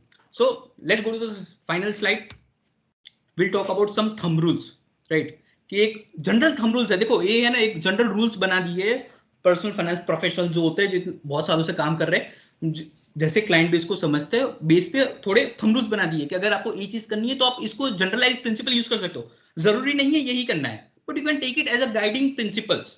फॉर एग्जाम्पल अगर आप होम लोन ले रहे हो तो आपको क्या ध्यान में रखना पड़ेगा कि आपकी जो एनुअल इनकम है 6 लाख रुपए, into 5 times that is around 30 lakh, तो आपको 30 लाख से ज्यादा घर नहीं लेना चाहिए, बिकॉज आप फिर ईएमआई अफोर्ड नहीं कर पाओगे। एक थंब रूल है, आपको उससे ज्यादा लेनी है तो कोई रोक नहीं रहा, बट ये as a general thumb rule use होता है फॉर फाइनेंशियल प्रिंसिपल्स, राइट। और जो ईएमआई है वो 40% of your net monthly income से ज्यादा नहीं होनी चाहिए। अगर आज मैं 50,000 रुपए कमा रहा हूँ तो मेरी ईएमआई 20,000 से ज्यादा नहीं होनी चाहिए, और ऑल्दो बैंक देगी भी नहीं, because you won't be able to sustain, because आपके घर खर्च भी होगा, बैंक सब ध्यान में रखेगी। So you shouldn't spend more than 40% of your income on EMI. Now the second is home vehicle loan. उसमें रूल्स होता है 20-40-10 रूल। उसमें क्या होता है 20% डाउन पेमेंट कर दो अगर आपको व्हीकल लोन लेनी है, तो बेटर ऑप्शन है कि 2-3 साल पहले से सेव करना शुरू कर दो फिर लो। बट अगर लेनी है तो क्या कर सकते हो, 20% डाउन पेमेंट कर दो, 4 इयर्स के लिए लोन रखो, 4 पीरियड से ज्यादा मत रखो, और ईएमआई मतलब ईएमआई जो होगी व्हीकल लोन की वो 10% से ज्यादा नहीं होनी चाहिए आपकी इनकम की, right. This are just a thumb rule I am saying again, but it can work as a guiding principle, right, because ये ना स्टैंडर्ड्स है। अगर ऐसा करोगे तो अच्छा रहेगा, उसके ऊपर 5-10% में कुछ फर्क नहीं पड़ता, बट बहुत ज्यादा वेरी करोगे तो आपकी फाइनेंशियल लाइफ इंपैक्ट हो जाएगी। So can look after that, right. तो third thing is credit card. अगर 1.5 लाख की लिमिट है तो 75,000 से ज्यादा खर्च नहीं करना है, right, because what will happen then, it will impact your credit score. फिर अगर आप कभी लोन लेने जाओगे तो बैंक जब आपका क्रेडिट स्कोर निकालेगी then they will be able to see that कि क्रेडिट कार्ड में बहुत सारा एक्सपेंस हो रहा है। सो इट्स बेटर टू कि आप है ना 50% तक क्रेडिट लिमिट रखो। The fourth one is saving rule. जो इनकम आई आपकी उसको 3 पार्ट में डिवाइड करो। द फर्स्ट इज इन्वेस्टमेंट, सबसे पहले इन्वेस्टमेंट, राइट। अगर 50,000 रुपए आई तो 20,000 साइड में कर दो पहले इन्वेस्टमेंट के लिए। फिर देखो कि अनअवॉइडेबल एक्सपेंस कैसे, जैसे कि रेंट हो गया, ईएमआई हो गया, बेसिक होम ग्रोसरीज लानी, वो सब एक्सपेंस है वो देख लो। फिर लास्ट में आएगा अवॉइडेबल एक्सपेंसेस, जिसको बोलते हैं, मतलब ऐसे ही बोल रहा है कि फिजूल खर्च, जो खर्चे की जरूरत नहीं है, जो एक्सपेंस करने की जरूरत नहीं बट ऐसे ही कर रहा है, बट वो जरूरी भी है। देखो नेटफ्लिक्स फिजूल खर्च बोल सकते हो, but that is good even कि जॉब से थक के आ रहे हो, you are watching Netflix, that's okay, right. उसको फिजूल खर्च बोल सकते हो, बट वो ऐसा नहीं होना चाहिए कि घर पे खाने को पैसे नहीं है, सब्जी लानी है पैसे नहीं है और आप नेटफ्लिक्स ले रहे हो, right. That's not a good option. So आपको क्या, आपको प्रायोरिटी सेट करनी पड़ेगी। पहले इन्वेस्टमेंट करूंगा, फिर अनअवॉइडेबल एक्सपेंसेस जो फिक्स पेमेंट होगी, जो मेरे घर के खर्चे होंगे वो, उसके बाद अगर पैसे बचे तो मैं यहाँ पे इन्वेस्ट करूंगा या यहाँ पे खर्च करूंगा, right. Now the next thing is net worth rule. एक बहुत फेमस बुक है द मिलियनेयर नेक्स्ट डोर। तो उसमें नेटवर्थ की डेफिनेशन दी है कि आपकी नेटवर्थ कितनी होनी चाहिए। नेटवर्थ मतलब क्या, total assets, everything that you own, आपका घर हो गया, आपके इन्वेस्टमेंट्स हो गए, आपकी ज्वेलरीज हो गए, सब, और माइनस कर दो आपकी लायबिलिटीज, जो आपको लोन्स पे करनी है, आपको जो ईएमआईज पे करनी है, और जो आपने क्रेडिट कार्ड यूज है, और जो डिफरेंस आएगा उसे बोलेंगे नेटवर्थ, राइट। सो जो the millionaire next door book है, it's a very good book, you can read that. So आपकी जो ग्रॉस इनकम है उसको मल्टीप्लाई कर दो आपकी एज के साथ, right. So for example if you are 25 year old earning 10 lakh rupees, तो हुआ 25 lakh, right. 25 into 10 lakh, sorry 2.5 crore, उसको डिवाइड बाय कर दो 10 से, तो that's comes to around 25 lakh. तो आपकी नेटवर्थ मिनिमम उतनी होनी चाहिए, right. It's again a thumb rule, उससे कम है तो कोई बात नहीं, उससे ज्यादा है तो कोई बात नहीं। अगर आपके पास घर है तो ऑलमोस्ट ये अमाउंट ज्यादा ही होगी, right. So that's okay. Now the last one, that is retirement. The most क्या बोलूं, अब एक ऐसी चीज है जिसके ऊपर लोग ध्यान ही नहीं देते। अगर मैं 60 साल पे रिटायर हो रहा हूं, मेरी 1 लाख की इनकम थी बट मुझे पेंशन अभी 50,000 मिल रही है, तो मैं 50,000 का डिफरेंस कहां से लाऊं? 1 लाख पे घर चल रहा था 2 साल पहले, आज सिर्फ 50,000 घर पे आ रहा है, कहां से पैसे लाऊंगा? How will I manage that, right. So आपको क्या करना पड़ेगा, साथ में जो इन्वेस्टमेंट्स कर रहे हो उसके साथ इसको भी शुरू कर दो धीरे धीरे धीरे। उससे क्या होगा कि आप जब रिटायर होगे तो अब आप अच्छे से सेव कर पाओगे, and you will have a same financial life that you are thought कि जो 1 लाख की इनकम थी वो 1 लाख की इनकम कंटिन्यू रहेगी, पेंशन की वजह से कम नहीं हो जाएगी, राइट। सो ऑफिशियली मैं यहाँ पे मेरा सेशन एंड कर रहा हूँ, but we can have a Q&A round if you have anyone, किसी को डाउट है तो then they can talk to us. Sir, you told about the. My voice is audible or not? Yes, you are audible. I was asking, you told about the jewelry investment, but Yes. if we buy the gold biscuit which has no making charges, then what? That is a good option, but वहां पे problem क्या आती है, घर में रखोगे, घर में रिस्क हो सकता है ना। मतलब समझो आपके पास गोल्ड बिस्किट है, गोल्ड बिस्किट सस्ते नहीं आते, उसकी प्राइस बहुत ज्यादा होती है, और अगर आपको घर पे नहीं रखना तो आप क्या कर सकते हो, आप बैंक में लॉकर ले लो, बट फिर लॉकर की भी कॉस्ट आ गई। लॉकर की कॉस्ट ऑल्दो उतनी ज्यादा नहीं होती, अगर आपके पास 3-4 लाख के गोल्ड बिस्किट है दैट्स ओके, तो आप गोल्ड जो लॉकर की प्राइस है वो अफोर्ड कर सकते हो। बट मैं बोल रहा हूँ कि डिजिटल गोल्ड ऑप्शन क्यों बेटर ऑप्शन है, बिकॉज वहां पे आरबीआई आपको 2.5% रेट भी दे रहा है। गोल्ड बिस्किट में क्या होगा, आज मैंने गोल्ड के प्राइस पे ले लिया, आगे जाके गोल्ड की प्राइस बढ़ गई, मैंने बेच दिया, बट मुझे बीच में तो कुछ मिला ही नहीं ना। अगर मैं आरबीआई को देता हूँ पैसे as a sovereign gold bond, तो वो मुझे गोल्ड की रेट्स तो देगा, साथ में एवरी ईयर 2.5% इंटरेस्ट भी देगा। गोल्ड बिस्किट गलत ऑप्शन नहीं है, but this is a better option, right? Did you got it? Yeah. Okay, fine. Okay. So if anyone has any other doubts? Hello, sir. Am I Yes. clearly audible? Yes, yes. Okay. So I have this situational question for you. Let's say I am 20 years old and I start investing in the stock market or whatever portfolio that I create. Now they say the power of compounding is so big that you start with investing thousands, and after 20 years you'll end up making crores out of it. So my question is, like, when should we stop? Because if I will be investing for 20 years and I've made crores from thousands, and at that point it would not be a very good idea to take everything out of that, because crores will be making more in a month than I have made in years, right? And let's say I keep this cycle for another years, I become 40, 60, and let's say I die one day, so I won't be able to invest whatever wealth that I've created. So what is a general rule that people follow? Is it a percentage that you get out every year or something like that?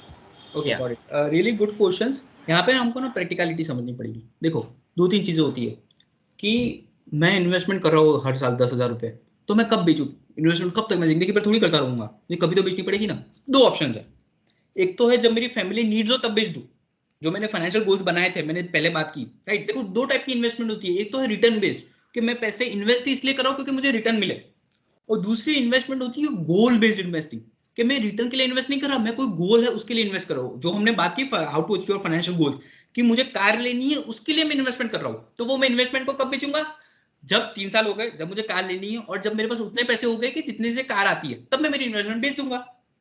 सो आप 2 parts कर सकते हो, एक तो है गोल based investing कि specifically invest करो क्योंकि आपको ये चीजें चाहिए फ्यूचर में, और दूसरा है सिर्फ रिटर्न बेस के लिए, वहां पे सिर्फ आपको ऐसे इंटरेस्ट है सीखने के लिए, आप बेच रहे हो, परचेस करो, ट्रेडिंग करो, स्टॉक ट्रेडिंग करो, कमाओ, जो मिल रहा है ले लो, और अगर आप चाहते हो तो आप उसको इन्वेस्ट भी रखो, हो सकता है कि आगे जाके आपके मतलब जब आप बूढ़े हो जाओ तब आप उसको यूज कर सकते हो पैसे को, राइट? तो आप 2 चीजें कर सकते हो, एक तो गोल बेस्ड इन्वेस्टिंग, आपको चीजें चाहिए उसलिए आप इन्वेस्ट कर रहे हो कि इतने साल बाद मुझे ये चीजें चाहिए उसके लिए मैं आज इन्वेस्ट कर रहा हूँ। दूसरा है रिटर्न बेस्ड, मुझे यहाँ से कुछ चाहिए नहीं, मैं ऐसे ही इन्वेस्ट कर रहा हूँ, उससे जो पैसे मिलेंगे खुश रहूंगा, उसमें ठीक है, कुछ ज्यादा फर्क नहीं पड़ता, बट जो मेन फोकस है वो गोल बेस्ड पे होना चाहिए, राइट? ये जो मैंने करोड़ की बात की वो आपको क्यों यूज करना चाहिए? देखो, अगर आप महीने का 10,000 इन्वेस्ट करते हो, मैंने जैसे बोला कि आप 20 साल बाद 30 साल बाद उसकी अमाउंट 1 करोड़ हो सकती है, राइट? उसको आप एज ए रिटायरमेंट यूज करो।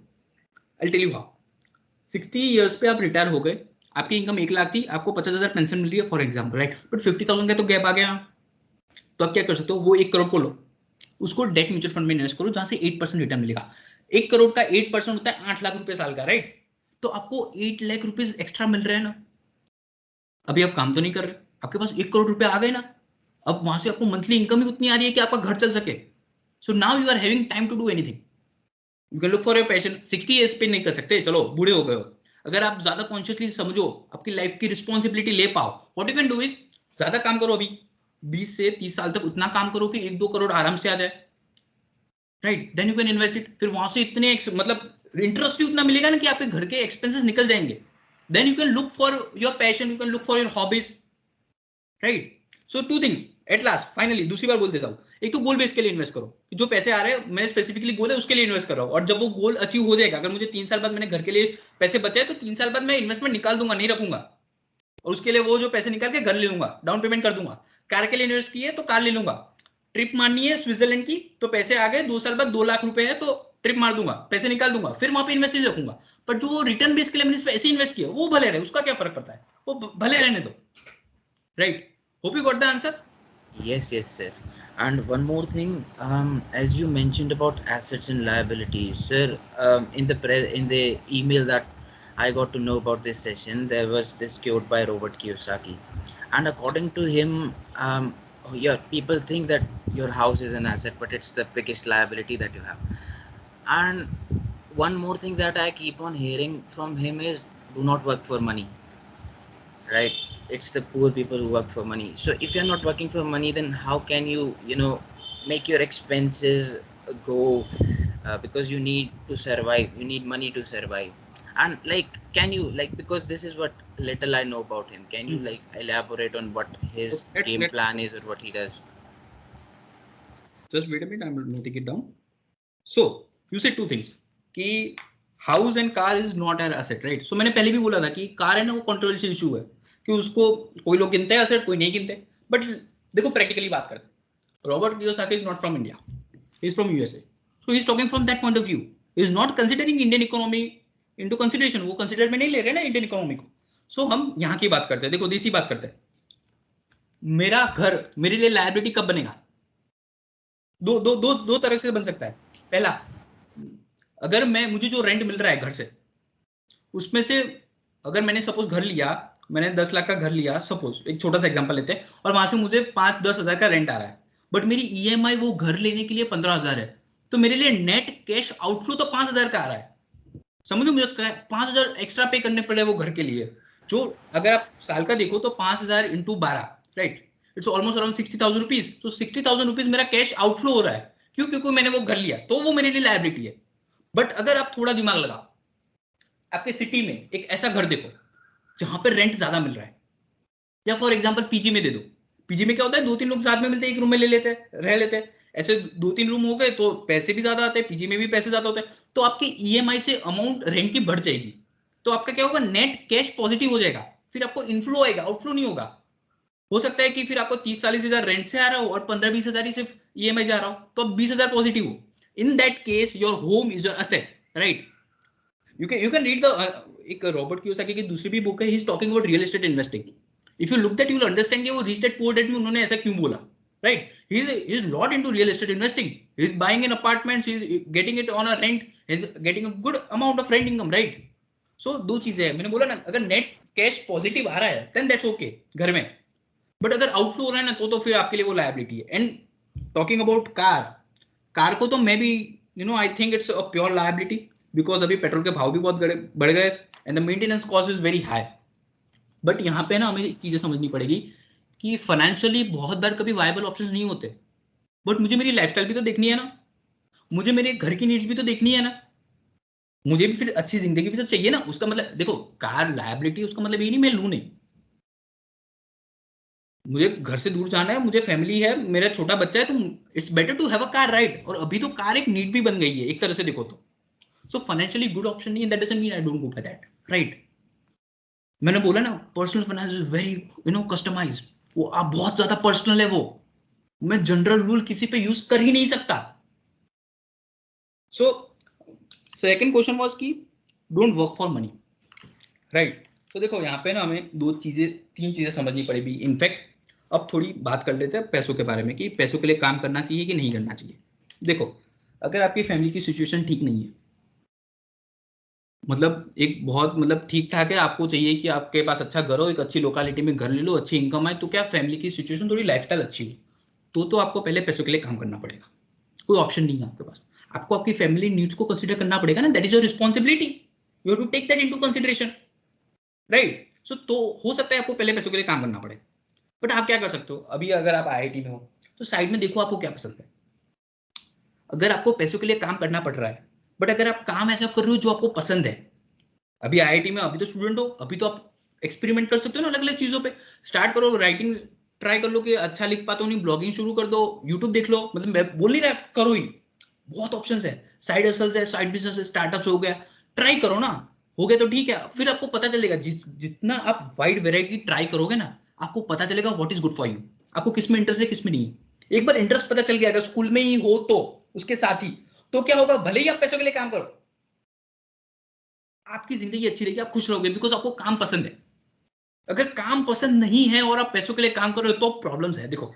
बट अगर आपको फैमिली की सिचुएशन अलाउ नहीं कर रही है आपको जॉब छोड़ने को, तो थोड़े साल काम कर लो, साइड में साइड हसल या साइड बिजनेस शुरू कर दो. और एक बार जब सैलरी इनकम और बिजनेस इनकम, जो आप साइड में काम करो, बिजनेस इनकम क्रॉस कर देना सैलरी इनकम को, तब जॉब छोड़ दो. You can leave the job. अगर आपको बिजनेस से ही ज्यादा पैसे आ रहे हैं सैलरी से ज्यादा, तब आप छोड़ सकते हो सैलरी। बट अगर ऐसा नहीं करना, आपको फॉर एग्जाम्पल अभी जो टेक स्टार्टअप की जो बात होती है, जहां पे प्रॉफिटेबिलिटी नहीं होती, आपको इनकम नहीं मिलती, तो what you can do is job करो, साइड में आप है ना इमरजेंसी फंड की जो मैंने बात की, आप क्या करो, एटलीस्ट 24 मंथ्स, 24 महीने के या 36 month, for example 3 years, 3 years के जो आपके एक्सपेंसेस है उसको इकट्ठा करो, उसको इन्वेस्ट करो, इकट्ठे करो, मतलब मंथली साइड बाय साइड रखते जाओ कि मुझे है ना 3 साल के एक्सपेंसेस मुझे मेरे पास चाहिए। अगर एक बार आपके पास 3 साल के एक्सपेंसेस आ गए, you are having enough power to leave your job. अगर हम पैसों के लिए काम कर रहे हो, फैमिली सिचुएशन अलाउ नहीं कर रही तो की बात है, right, then you can leave the job. दो ऑप्शन अगेन, या तो बिजनेस इनकम बढ़ जाए तब छोड़ दो, या तो बिजनेस कर रहे हो जहां से आपको प्रॉफिट नहीं आ रहा, पहले थोड़ा टाइम लगेगा, तो आप कर सकते हो कि 3 साल के एक्सपेंस आ जाए तब जॉब छोड़ सकते हो। तो क्या 3 साल तक आपके फैमिली में भी सब बैलेंस रहेगा, बिकॉज आपके पास ऑलरेडी इतने पैसे हैं कि आपका घर चल सके, और साइड में आप अपना बिजनेस ट्राई करते रहो। The moment it goes out, you are having enough money, right. So हमें ना देखो एक चीज, थोड़ी चीजें समझनी पड़ती है कि ये जो सोशल मीडिया है, ये मीडिया हाउसेज है, ये सब सपने बेच देते हैं हमें कि you know the so called software engineer got a salary of 1 crore, the tech founder become a billionaire by starting a startup. ये सब हमें बहुत अच्छा लगता है, सपने ना बहुत सुहाने लगते हैं, बट रियलिटी ऐसी नहीं होती। The moment you see reality में क्या है, यू विल अंडरस्टैंड कि things are not the way it is. मैंने जैसा सपना देखा था कि अगर मैं टेक स्टार्टअप शुरू करूंगा, you are from IIT, you would know better than me, if you are starting a startup to become a billionaire, it's not a easy game, man. There are only 140 billionaires in India as compared to 700 in USA. There are only 140 people in India who are having a net worth of 7,500 crore rupees. That is, $1 billion. So then you can become a billionaire. देखो हम calculation करते हैं एक अच्छे से, अगर आपको billionaire बनना है, फॉर एग्जांपल एक स्टार्टअप शुरू करना है और बिलियनर बनना है, अगर आप एक माइंडसेट के साथ जाओगे कि मुझे बिलियनर बनना है इसलिए मैं स्टार्टअप शुरू कर रहा हूं, मुझे बहुत पैसे कमाने, तो नहीं होगा। देखो एक प्रोसेस आप काम कर रहे हो, वो अच्छा लगे, वो प्रोसेस को आगे बढ़ाने के चक्कर में, वो काम करने के चक्कर में आप बिलियनर बन गए, दैट्स ओके। बट मुझे बिलियनर बनना है इसलिए मुझे ये करना पड़ेगा, तो नहीं होगा। तो आपको काम ढूंढना पड़ेगा ऐसा कि जिसके अंदर आपको सही में इंटरेस्ट हो, right, along with your job. मतलब अभी स्टूडेंट्स हो ना, तो साइड में ढूंढ सकते हो, you can get it. For example एक बेसिक कैलकुलेशन करते हैं, स्टार्टअप्स की बात करते हैं। देखो अगर आपको बिलियनर बनना है, स्टार्टअप शुरू करें, तो कैसे बन सकते हो, हलवा नहीं है। देखो it's really different ball game, let's talk about it. Billionaire बनना है मतलब कितनी आपको नेटवर्थ चाहिए, अराउंड 7,500 करोड़ की नेटवर्थ चाहिए, let's round it off to 7,000, बराबर 7,000 की करोड़ की नेटवर्थ चाहिए हमें, तो अब जाके मैं बिलियनर बनूंगा। तो 7,000 की नेटवर्थ मतलब क्या, मेरी total assets minus total liabilities. अब असेट्स में क्या आएगा, इन्वेस्टमेंट, जो मेरे इक्विटी शेयर्स है मेरे स्टार्टअप के, अगर उसकी वैल्यू 7,000 करोड़ हो गई तो मैं बिलियनर बन गया, राइट। बट स्टार्टअप शुरू कर रहे हो, सपोज फॉर एग्जांपल आपने इन्वेस्टर्स ढूंढे और इन्वेस्टर्स ने आपको पैसे दिए थोड़े, आपने कहीं से एक मतलब जो टाइगर ग्लोबल्स है, बहुत सारे सिक्योया फंड्स है, वो लोगों ने आपको फंडिंग दी है, और आपके 100% इक्विटी शेयर्स में से आपने 70% वो लोगों को दे दिया, जिसके बदले उन्होंने आपको जो 100-200 करोड़ देने हैं दे दिए। तो आपके पास टोटल होल्डिंग है 30% इक्विटी शेयर्स है आपके स्टार्टअप के, तो 30% आपके 7,500 करोड़ हो जाएंगे, तब जाके आप बिलियनर बनोगे। बट आपको कितनी चाहिए, 7,500 चाहिए, बराबर, बट आपके पास 30% होल्डिंग है सिर्फ, तो आपकी स्टार्टअप की वैल्यू कितनी होनी चाहिए, तो उसके लिए अगर 30% पे अगर आपको 7,500 करोड़ की नेटवर्थ चाहिए, तो 100% पे कितना, दैट्स अराउंड 21,000 करोड़। देखना बहुत बड़े बड़े नंबर आएंगे। You need your startup valued at 21,000 crore if you want to become a billionaire and have a 30% holding in your startup. तो अब स्टार्टअप को 21,000 करोड़ तक कैसे ले जाओ, right. Now that's the question you need to ask. एक बार तो मैंने सपना देख लिया ना बिलियनर बनना है, बट अब रियलिटी देखते हैं कि अब मुझे वैल्यूएशन लाना पड़ेगा स्टार्टअप का 20,000 करोड़ पे। Let me tell you some fun fact, अभी जोमेटो लिस्ट हुआ कल या परसों, राइट, एट ₹115 पे था, 120 या पे लिस्ट हुआ, 138 टच हो गया है। जोमेटो का total market capitalization that is valuation हो गया 1,00,000 करोड़। मैं यहाँ पे बात कर रहा हूँ सिर्फ 21,000 करोड़ की, अगर 21,000 करोड़ हो गए तो आप बिलियनर बन जाओगे। जोमेटो का वैल्यूएशन हो गया 1,00,000 करोड़, तो भी उनके फाउंडर बिलियनर नहीं बने, they are only multi billionaire, because उन्होंने बहुत सारी फंडिंग दे दी इन्वेस्टर्स को, वो इन्वेस्टर्स बिलियनर बन गए, but that founder didn't become a billionaire because उनके पास सिर्फ 5% या 10% ही होल्डिंग थी, 2-3 फाउंडर है उनकी। यहाँ पे मैं एक रफ एग्जांपल ले रहा हूँ, अगर आपको सही में अगर देखना है स्टार्टअप्स के बारे में, look at Zerodha is totally bootstrap, वो लोगों ने किसी के पास से फंडिंग नहीं ली, both the brothers are billionaire, they are having turnover of 1,000 crore. yearly they are getting turnover of 1000 crore, right? So on that basis they have become a billionaire because funding किसी को दी नहीं ना. So उसके example से देखते हैं, अगर आपको बिलियनर बनना है और अगर आपके पास 30% होल्डिंग है आपके स्टार्टअप की और 70% आपने किसी को दे दी है, right? So you need at least 20,000 crore की आपको वैल्यूएशन चाहिए स्टार्टअप का. तो what you can do is you can use valuation principles होते हैं, उसके अंदर मैं अभी नहीं जा रहा. तो कैसे वैल्यू होता है स्टार्टअप, उसके अंदर क्या होता है, मंथली जो सेल्स होती है उसको लो और उसको एक मल्टीपल्स कर दो, मतलब 20 से मल्टीप्लाई कर दो. वो 20 एक स्टैंडर्ड रेट होता है. सो अगर 20,000 करोड़ को मैं 20 से डिवाइड करूं, that means I should have at least 1000 crore of revenue. मुझे 1000 करोड़ का रेवेन्यू चाहिए, then I will become a billionaire. देखो मैं बैक कैलकुलेशन कर रहा हूं, सपना देख लिया था ना मैंने बिलियन का.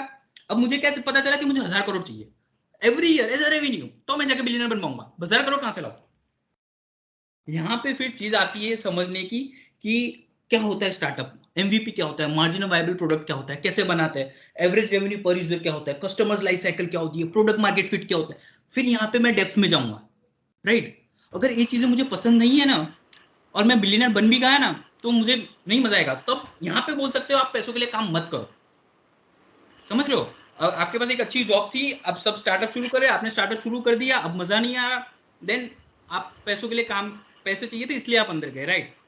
तो ऐसी चीजों में पैसों के लिए काम मत करो. But if your family needs are making you work for the job that you didn't even like, then थोड़े साल दे दो फैमिली के लिए, साइड में कुछ अच्छा शुरू कर दो. एक बार वो बिजनेस एक्सपेंस ऊपर चले जाएंगे आपकी सैलरी के जॉब से, आप छोड़ दो जॉब, कोई प्रॉब्लम नहीं है. Anyone else? Like I had this one question. Okay. Because you told us a lot about investment, insurance, how to take benefits from tax, emergency funds, etc. But like most of the audience here, like we had around 65 people in between the session, and we have at least 2 years in the college. Okay. So for the next 2 years, we will be doing internships and stuff like this. Means we will not be doing exact job, and we all know that personal finance, financial literacy is a must. So what are the initial things which we can start with what we are earning through internships and all, like how we can invest it or how we can utilize it? What are those options for us? And secondly, what are the resources from where we can learn, because we do not have any systematic culture for it right now. Okay, got it. So मैं ना CA intermediate कर रहा था, मेरी intermediate CA inter खत्म हुआ, then I applied for internship. और हमारे में क्या होता है कि चार्टर्ड अकाउंटेंट्स जो इंटर्नशिप कर रहे हैं, they are not allowed to get stipend of more than 3,000 rupees. मतलब बेसिकली 3,000 तो देना ही है, उसके ऊपर जो देना आपको दो. सो मोस्टली इंडिया में सब फॉर्म्स 3,000 रुपीज 4,000 रुपीज देते हैं, बराबर. So I was getting 3,000 rupees a month as a stipend. What I used to do is I was to invest, मतलब मैं मिनिमम 500 से 1,000 रुपये इन्वेस्ट कर रहा था वहाँ पे म्यूचुअल फंड में. देखो 500-1,000 रुपये अगर मैं एक साल के लिए करूँ तो अराउंड 6,000 रुपये आएंगे. उससे मेरी फैमिली को कोई प्रॉब्लम नहीं होगी. देखो मेरी फैमिली को कोई फर्क नहीं पड़ेगा मैं 500 रुपये इन्वेस्ट कर रहा हूँ, मुझे भी कोई फर्क नहीं पड़ेगा. 500 रुपये से कुछ बड़ा कुछ नहीं हो जाने वाला. बट जो एक हैबिट बनेगी ना आज, वो जब मेरे पास 50,000 भी आएंगे ना, तब मैं वो हैबिट मेरी चलती रहेगी. अगर मैं 3,000 रुपये में से 500 रुपये साइड में नहीं कर पा रहा तो मैं 50,000 में से भी नहीं कर पाऊंगा.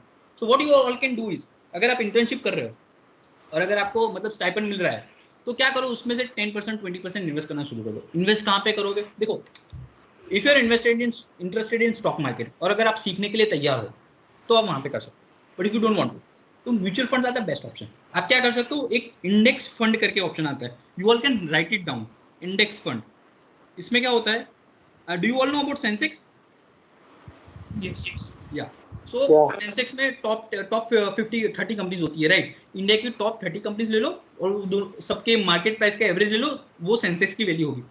तो टॉप कंपनीज है वो तो बढ़ेगी आके. तो आप क्या कर सकते हो, इंडेक्स फंड होता है, वो क्या करेगा, इंडेक्स म्यूचुअल फंड होता है, वो क्या करेगा, वो आपके पास से पैसों लेगा और वो सेंसेक्स में जो टॉप 30 कंपनीज हैं उसके अंदर ही सिर्फ इन्वेस्ट करेगा, उसके अलावा कहीं पे नहीं जाएगा. तो क्या आपका रिस्क भी मिनिमाइज हो जाएगा. इनिशियली आप इंडेक्स फंड में इन्वेस्ट कर सकते हो, राइट? तो that is a better option. अब कहाँ से करो, कोई भी इंडेक्स फंड ले लो, HDFC के होते हैं, SBI के होते हैं. आपको क्या करना है, सिर्फ एक्सपेंस रेशियो देखना है. जिसका एक्सपेंस रेशियो कम हो, जिसका मतलब परसेंटेज होता है कि वो 2.5% फीस लेते हैं या 1% फीस लेते हैं, जिसका कम हो वहाँ पे इन्वेस्ट कर दो. As simple as that. और 500,000 रुपये में देखो अगर आपको 1-2% रिटर्न कम भी मिल गया ना, उसमें कोई प्रॉब्लम नहीं है. यहाँ पे पॉइंट रिटर्न का नहीं है, मुझे एक हैबिट एस्टेब्लिश करनी है इन्वेस्टमेंट्स के लिए, right? That is a better option. अगर मैं आज हैबिट कल्टीवेट कर पाऊंगा ना तो आगे जाके मैं इन्वेस्ट कर पाऊंगा ज्यादा पैसों के भी. बट आज अगर मैं 3,000 आ रहे हैं वो भी उड़ा दे रहा हूँ तो आगे जाकर 50,000 में भी वही होने वाला है. Right. So ultimately, it is becoming financially conscious, and for this, we need to develop a habit. And mutual fund is one of the things to start with. One more a follow-up question on this: from where we can learn these things, because we are engineers and we do not like to read books. So okay. So देखो आप क्या कर सकते हो, YouTube videos देख सकते हो. There are so many YouTube channels. जैसे कि एक सीए रचना रानाडे करके एक चैनल है YouTube. She is a chartered accountant. She is teaching about finance and all. So many channels. आप सिर्फ फाइनेंशियल प्लानिंग लिखोगे ना तो भी मिल जाएगा. देखो अगर पढ़ने में प्रॉब्लम्स आ रही है, बुक्स वैसे भी आपको टाइम लगेगा पढ़ने में, सो आप क्या कर सकते हो, छोटे छोटे वीडियोस देख सकते हो कि इन्वेस्टमेंट कैसे करें. जैसे कि I can give you some names. एक मैंने सीए रचना रानाडे बोला. दूसरा एक इन्वेस्ट यादना एक यूट्यूब चैनल है. What you can do is और बेटर ऑप्शन इज कि गूगल पे जाओ, top 10 personal finance YouTube channels in India. Simple. वो लोगों के यूट्यूब चैनल देखो, उनकी प्लेलिस्ट में जाओ. देखो यूट्यूब वीडियोस नहीं देखना, रैंडमली नहीं देखना है. उनकी वीडियोस में अगर आप प्लेलिस्ट में जाओगे तो वो लोगों ने प्लेलिस्ट बना दी होगी कि बेसिक फाइनेंशियल प्लानिंग ये होता है, अगर स्टॉक मार्केट में इन्वेस्टमेंट करना है तो ये है, आईपीओज ये है. तो वहां से थोड़ा थोड़ा देखना शुरू करो. पहली चीज क्या करनी है, आपको इंडेक्स फंड में इन्वेस्ट करना शुरू कर देना है. यहाँ पे आपको कोई रिस्क नहीं है. रिस्क क्या है, देखो मार्केट डाउन जाएगा तो सेंसेक्स भी डाउन जाने वाला है, बट आपका जो म्यूचुअल फंड का रिटर्न होगा ना वो डायरेक्टली सेंसेक्स से पता चल जाएगा. अगर आपको म्यूचुअल फंड का रिटर्न देखना हो तो आप सेंसेक्स देख लो कि सेंसेक्स कितना आपका, सेंसेक्स कितना डाउन है. उसके हिसाब से आपका म्यूचुअल फंड भी वेरी करेगा, बिकॉज म्यूचुअल फंड कर क्या रहा है, सेंसेक्स में इन्वेस्ट कर रहा है. And that is one of the best option, index fund. यहाँ पे आपको दिमाग लगाने की भी जरूरत नहीं है. So as a beginner what you can do is start investing in index fund. That is the most preferable options. फिर साथ में आगे आगे थोड़ा थोड़ा देखते जाओ, सीखते जाओ. और अगर आप सही में मतलब पैसे कमा रहे हो, if you are earning 10 lakh 20 lakh rupees a month, what you can do is hire a financial advisor. Very cost effective. They charge only 10 to 20,000 rupees a year. पहले साल में जब आपका पहली बार फाइनेंशियल प्लानिंग करेंगे, उसके बाद तो 5-10 हजार ही साल का लेंगे. But they will guide you at each and every step. वो बताएंगे कि ऐसे ऐसे गोल्स है तो यहाँ पे मंथली इन्वेस्टमेंट एक जगह पे कर दो. आपको कुछ सोचना नहीं पड़ेगा, वो आपको सब जगह पे. अगर आपको सेकंड ओपिनियन चाहिए वो भी मिलेगा. अगर आपको स्पेसिफिक फाइनेंशियल नीड्स है, लाइक घर लेना है कि पैसे अरेंज करने हैं, तो वहां पे भी हेल्प करेंगे.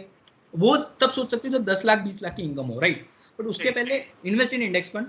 और जो शॉर्ट टर्म गोल्स है, जैसे कि मैंने इमरजेंसी फंड की बात की कि जो आपको साइड में रखने चाहिए कि कोई कभी फाइनेंशियल प्रॉब्लम्स आ गई तो आप मैनेज कर पाओ, तो उसके लिए आप सेविंग अकाउंट में रख सकते हो. उसमें कोई इशू नहीं है. एफडी भी कर सकते हो.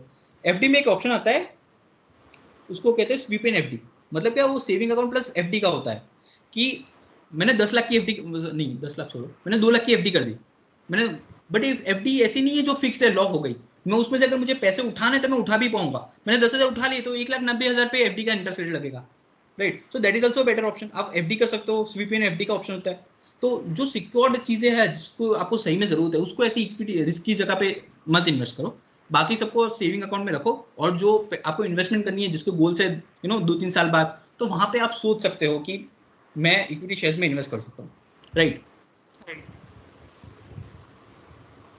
So anyone else? Sir, what are your thoughts on debt? Debt, Like using debt to create assets? again see you can do that, that's not an issue. But फिर वहां पे ना आपको ना फाइनेंशियल लिटरेसी एक नेक्स्ट लेवल की चाहिए. समझो, अगर मुझे डेट को यूज करके अगर कोई असेट्स बनानी है, तो मेरी जो डेट की कॉस्ट है, जो मैं ईएमआई पे करने वाला हूँ, या जो मेरी डेट की कॉस्ट आने वाली है, वो कम होनी चाहिए एज कंपेयर टू असेट से पैसा आ रहा है. मैंने अभी घर का एग्जांपल दिया ना कि मैंने सपोज 30-40 लाख का घर लिया जिसमें से रेंट आ रहा है 10,000 रुपए, बट मेरी ईएमआई है 20,000 रुपए. So that's not a good option. तो मैं डेट लेके असेट नहीं बना सकता. अगर डेट लेके असेट बनानी है तो मेरा रेंट ईएमआई से ज्यादा होना चाहिए. फिर वहां पे हमें प्रैक्टिकली दिमाग लगाना पड़ता है कि अच्छी जगह पे घर ले सकते हैं, पीजी पे लगा सकते हैं जहाँ पे रेंट ज्यादा आ जाए, तो then that's a good option. That is okay, sir. But I've heard about people who are in millions of debts, but they have many assets. Like if we take Robert Kiyosaki as example, he says that I'm in debt of about 300 million. But if people hear about this, they'll go nuts for it. And the same thing is happening with me. I'm not understanding how can he be in 300 million debt and still have thousands of houses that are having him a great cash flow. Okay. So, do you know about Reliance के Reliance virtually debt free हो गए. अभी उन्होंने FB के पास से, Google के पास से फंडिंग रेज की थी around 1.5 lakh crore, but they are having debt of rupees around 2 lakh rupees, right. But they have 1.5 lakh rupees as a cash. मतलब लोन है, लोन पे इंटरेस्ट भी पे कर रहे, that's not an problem, but मेरे पास उतने कैश है ना कि अभी भी बैंक आके बोले ना कि पैसे ला तो मैं उसको दे पाऊँ, राइट। सो हमें करना क्या है कि लोन ले ली मैंने, कोई बात नहीं, मैं बोल रहा हूँ पॉइंट वहीं पे आता है कि मेरा पॉजिटिव कैश फ्लो आना चाहिए। Although you know Robert Kiyosaki is having $3 million of debt, that's okay, but his cash flow is enough to meet that debt. वो डेट पे क्यों नहीं कर रहा? बिकॉज टैक्स पर्पस है। देखो डेट की वजह से क्या होगा, डेट के ऊपर जो इंटरेस्ट पे करोगे उसका टैक्स डिडक्शन मिलेगा, तो आपका टैक्स रेट कम होगा, वो उसके लिए डेट रख रहा है। बट एज एन इंडिविजुअल अगर मैं देखूं, अभी मैं जॉब शुरू कर रहा हूं, unlike Robert Kiyosaki who is having all the knowledge of financial world, he can take that risk, but as seeing my family situations I can't go for that debt, right. अगर मुझे आज 20,000 महीने का EMI पे करना है और मेरी फैमिली में कहीं पे सिचुएशन आ गई, then I can't afford that ना। I can't compare him with him because he is altogether at a next level. If I want to be there, then I need to cope up with that. First, understand what is it, how it works. If my family situation is okay, अगर मेरे पास इतने पैसे कि मेरी family की situation ठीक है, और तब जाके मैं सब रिस्क ले सकता हूँ, इसमें कोई प्रॉब्लम नहीं है। देखो तब जाके मैं सोच सकता हूँ इसके बारे में, बट उसके अलावा तो you shouldn't go for this. So he's saving taxes by showing that he's under debt. Okay. Thank you, sir. He's doing the same thing ना। रिलायंस में 1.5 लाख करोड़ है, वो लोगों ने कहाँ पे कर दिया? Because they are getting a tax deduction for paying the interest.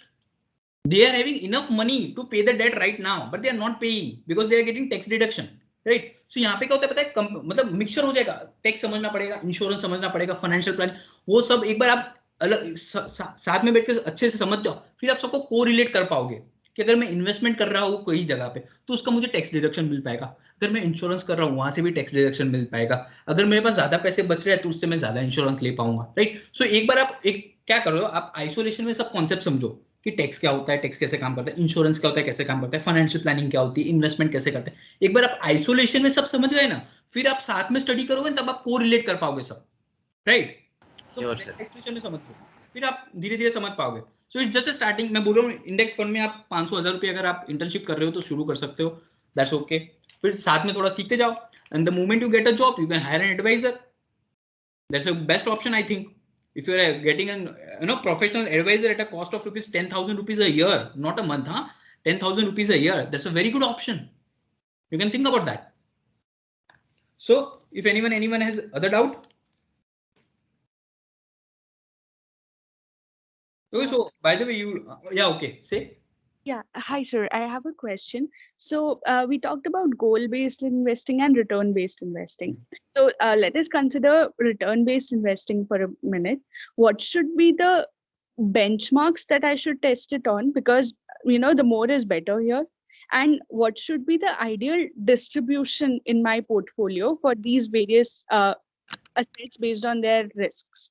If you can maybe highlight a bit on that. Priority हमें गोल बेस्ड को इन्वेस्टिंग को देनी है, राइट। For example I am earning 50,000 rupees, I have prepared the list of all the goals and the monthly investment required and close to around it comes to around 30,000 rupees, right. So 30,000 मुझे invest करने पड़ेगा, तो 20,000 तो घर का खर्चा होगा, so I am not able to save right now. So what I can do is, if I want to go for a return based investing, पैसे थोड़े थोड़े साइड में सेव कर दो और इन्वेस्ट करते रहो। कभी ज्यादा पैसे आ गए तो इन्वेस्ट कर दो, और कभी नहीं आए तो मत करो। और जो बेंचमार्क की बात करो, you can consider for equity shares around 12%। आप 12% एक्सपेक्ट कर सकते हो, ऑल्दो 20% भी मिल सकता है, 100% भी ग्रोथ हो सकती है, राइट। बट अगर आप पोर्टफोलियो की बात करो ना, अगर आप पोर्टफोलियो में बनाओ, मतलब कि अगर 10 अलग अलग इक्विटी शेयर्स है, थोड़ा डेट म्यूचुअल फंड्स भी है, तो आप अराउंड 12% एक्सपेक्ट कर सकते हो। अगर आपने 10 शेयर्स में इन्वेस्ट किया, अगर एक शेयर में इन्वेस्ट किया तो हम यहाँ पे रूल्स फॉलो नहीं कर सकते, बिकॉज वो शेयर तो डिपेंड करेगा उसके फाइनेंशियल्स पे, राइट। बट अगर आप पोर्टफोलियो बना रहे हो तो यू कैन एटलीस्ट एक्सपेक्ट 12%। अगर 12% से नीचे आ रहा है तो फिर आपको देखना पड़ेगा कि प्रॉब्लम कहाँ पे। बट अगर 12% से ऊपर है दैट्स टोटली ओके, उसके ऊपर जितना भी है सब आपका प्रॉफिट है, but benchmark minimum equity shares में 12% होना चाहिए। और गोल बेस्ड इन्वेस्टिंग में रिटर्न में प्रायोरिटी तो गोल बेस्ड को, और गोल बेस्ड हो जाए उसके बाद पैसे बचे उसको रिटर्न बेस्ड इन्वेस्टिंग में यूज कर दो। Are you okay with that? Right. Can you highlight a bit on what should be the components in my portfolio? Jaise, let's say I have 1,00,000 rupees, let's say, initially. I think abhi hum log ke paas itna possibly ho sakta hai. So that's a tangible amount. Let's start with that. तो अगर मुझे उसको ऐसे maximization perspective से देखना है, तो what all components should I have जिससे मेरा रिस्क भी हैंडल रहे and I can maximize it? See, there are two ways to look at that. मैं ना रिजल्ट्स के बारे में सोच रहा हूँ कि मुझे ना इतना मैक्सिमाइजेशन चाहिए रिटर्न का, बट अगर मैं डायरेक्टली इक्विटी में जाऊंगा ना, then I will fail because I don't have enough knowledge. Because I need to understand what fundamental analysis is, how company works, how economics works, Indian economy की situation कैसी है, उसके base पे stock market में क्या effect आएगा. कोई specific company जैसे कि रिलायंस है, अभी 2-3 दिन पहले उनके रिजल्ट्स आए थे, तो वो रिजल्ट्स का फाइनेंशियल्स पे क्या इम्पैक्ट आएगा, राइट. सो ये सब चीजें मुझे कंसिडर करनी पड़ेगी. अब ये सब चीजें मुझे पहले सीखनी पड़ेगी. If I don't learn that, I am not gonna make money in stock market. Stock market is a long game, right. So what I can do is, if you said like you have a 1 lakh rupees, so initially you start with mutual fund. See, as a beginner, if you want to earn money and don't understand and not having time to understand about stock market, start with mutual funds, because your money will start growing and side by side learn. Because you have to spend at least, you are from science background, right? So you have to spend at least a year to understand what stock market is and how it works. And how interrelation works. Like आज suppose for example in budget Modi government has given tax rate बढ़ा दिए, तो उसका effect stock market में क्या आएगा, कैसे आएगा, right? You need to understand that. For example कि let's give you an example. Reliance has given 20% discount, मतलब सब प्रोडक्ट्स पे फॉर एग्जांपल डिस्काउंट दे दिया, right. So as a individual we think that कितना अच्छा है, कंज्यूमर पॉइंट ऑफ व्यू से बहुत अच्छा है, बट कॉस्ट तो रिलायंस को बेयर करनी है ना 20%. रिलायंस के ओनर्स को नुकसान हो रहा है ना 20%, तो रिलायंस की शेयर प्राइस डाउन होगी, राइट. ऐसे इंटर रिलेशनशिप हमें समझनी पड़ेगी. और अगर नहीं समझनी, हमें अगर सीखना चाहते हो, then that's well and good, you can go for that. But if you don't want to, hire a professional, that is mutual fund. कोई भी म्यूचुअल फंड में इन्वेस्ट कर दो. म्यूचुअल फंड एडवाइजर जो होता है, जो पोर्टफोलियो मैनेजर होता है, he is a smart enough, he is qualified enough to understand all the dynamics of the stock market, and he'll invest on your behalf and charge a good fees and he'll invest, right. So वहां से आपको return भी मिल जाएगा उतना, और आपको उतनी ज्यादा ना सीखने की जरूरत भी नहीं पड़ेगी. एक बार पैसे को ग्रो करना शुरू कर दो और साइड में सीखते रहो, फिर डायरेक्ट स्टॉक मार्केट में जाओ, बट स्टार्ट म्यूचुअल फंड से करो. हमें क्या होता है पता है, एक दोस्त ने बोल दिया कि भाई आज मैंने ना ये शेयर बेच दिया, मुझे 10,000 का प्रॉफिट हो गया, फिर हमें ना एनवी आने लगती है कि मुझे भी कमाना है, मुझे भी कमाना है, right. But that's not the point. समझो, I'm also into trading. I do stock trading. I do stock investment. I'm also into mutual funds. मैं सब चीजें करता हूँ, right? But I know कि मुझे कितना बैलेंस रखना है, कैसे रखना है. मैं रोज इंट्राडे भी करता हूँ, कभी-कभी 2 महीने में भी शेयर रखता हूँ, कभी-कभी 1 साल में भी बेचता हूँ, और मेरा लॉन्ग टर्म पोर्टफोलियो भी है जो मैं होल्ड करता हूँ 5-10 साल के लिए. म्यूचुअल फंड्स में भी इन्वेस्ट करता हूँ.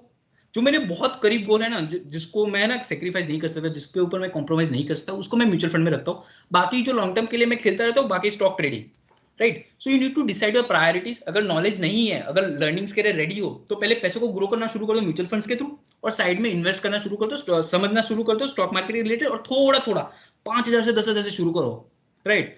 फिर धीरे धीरे जैसे नॉलेज आएगी, क्यों पता है, डीमेट अकाउंट में जब 10,000 इन्वेस्टेड हो और वहां पे रेड मार्क आता है ना कि 5% 10% डाउन, तब दर्द होता है. ऐसे मैं ऐसे बैठ के बात कर रहा हूं तो मुझे कुछ नहीं होगा, बट जब मेरे पैसे लगे और डीमेट अकाउंट में मुझे लॉस दिख रहा है ना, तब मुझे नहीं अच्छा लगेगा, तब लगेगा बेच देते हैं, right. So start with mutual fund. मुझे पता है कि people think that mutual funds are boring, because stock trading में बहुत रिस्क होता है, मजा आता है, बहुत मजा आता है, बिकॉज आप आज शेयर ले लो, कल बेच लो, सीधा एक दिन में 5,000 प्रॉफिट, मजा आता है, no doubt on that. But सीखना भी तो पड़ेगा ना. टेक्निकल एनालिसिस होता है कि चार्ट्स कैसे स्टडी करें, पैटर्न्स क्या होती है, वो सब सीखना पड़ता है. वहां पे टाइम दो, फिर कमाओ, वो बात अलग है, बट लर्निंग्स पे फोकस करना पड़ेगा पहले हमें. If you are not focusing on learnings और डायरेक्टली आप यहाँ पे जा रहे हो, कुछ नहीं होगा. So start with mutual fund. देखो, म्यूचुअल फंड पे आपको कुछ दिमाग भी नहीं लगाना पड़ेगा, आपको ध्यान में भी नहीं है कि मैंने कहीं भी इन्वेस्टमेंट भी किया, because mutual fund is handling on your behalf.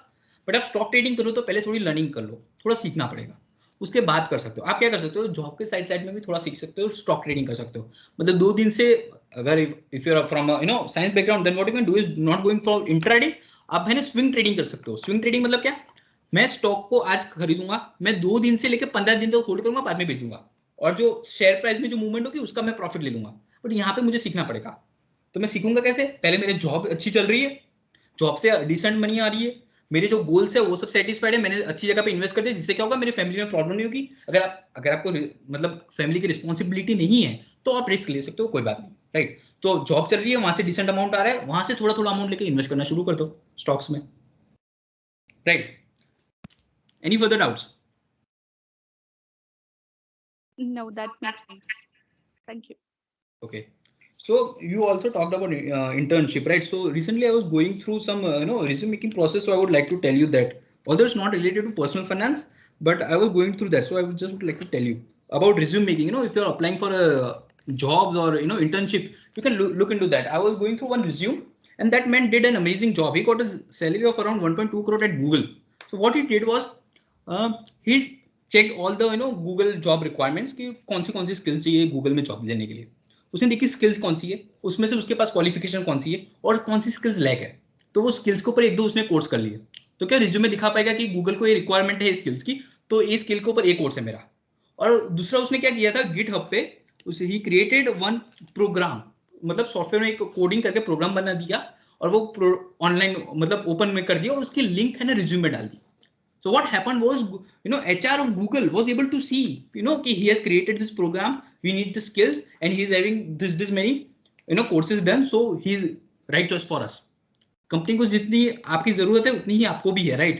सो ऐसा मत सोचो कि मुझे सिर्फ जॉब चाहिए, कंपनी को भी आपकी जरूरत है if you are a right skilled person. So think about this. मतलब एक बंद सोच मत रखो, ओपन इट. मतलब आप कर सकते हो ना, एक प्रोग्राम खुद का बनाओ, लॉन्च करो और जॉब के लिए अप्लाई कर दो. So you can think about it in a different way. मतलब हमें क्या लगता है कि IIT कर लिया, IIM कर लूंगा, जॉब कर लूंगा, मतलब इसके अंदर प्रोफाइल में दिखा हुआ IIT किया, IIM किया, जॉब ले लूंगा. But that's not a good enough option, right? If you really want a good package of 20, 30, 40, 1 crore, up to 1 crore, you need to work on your skills. एक skills अच्छी लो, उसको दिखाओ resume में, that can work. छोटा सा programme बना दो, उसको भी रिज्यूम में डाल दो, एक लिंक दे दो ना, क्या होगा? कुछ नहीं होगा. It will not take more than a week to make that program, but that just link of and that program can help you to get more like 5-10 rupees of a package. 5 lakh से आपका package बढ़ा सकता है. So you can look into that as well. So it was just a random thought that I thought of telling you. If anyone, a very decent advice, because that will increase the authenticity and will put a good impression on the HR. Yes. So I think most of the questions are covered. Is there any specific question left? Otherwise, we can conclude the session for now. So I have put the feedback form in the chats. Please do fill it so that we know how was the session, what are the points where we can improve, what are the things which you liked and we should continue it. In our college, we have a business club. We have Speak Up by ACS. Means like we have such communities where we actually want to develop knowledge related to these things. So if you are not over there, you can try joining those places, and we will keep we will try our best to keep up such sessions and share resources so that we can all make the most out of it. So it was really a nice session because I think you covered most of the things, starting from investment, insurance, emergency funds, tax, how to get tax rebates, etc. And you also showed the difference between a salaried person and a businessman, a lot of differences. And you also told about the complexities of investing in stock market. What are the things where we need to put our efforts on? And after that,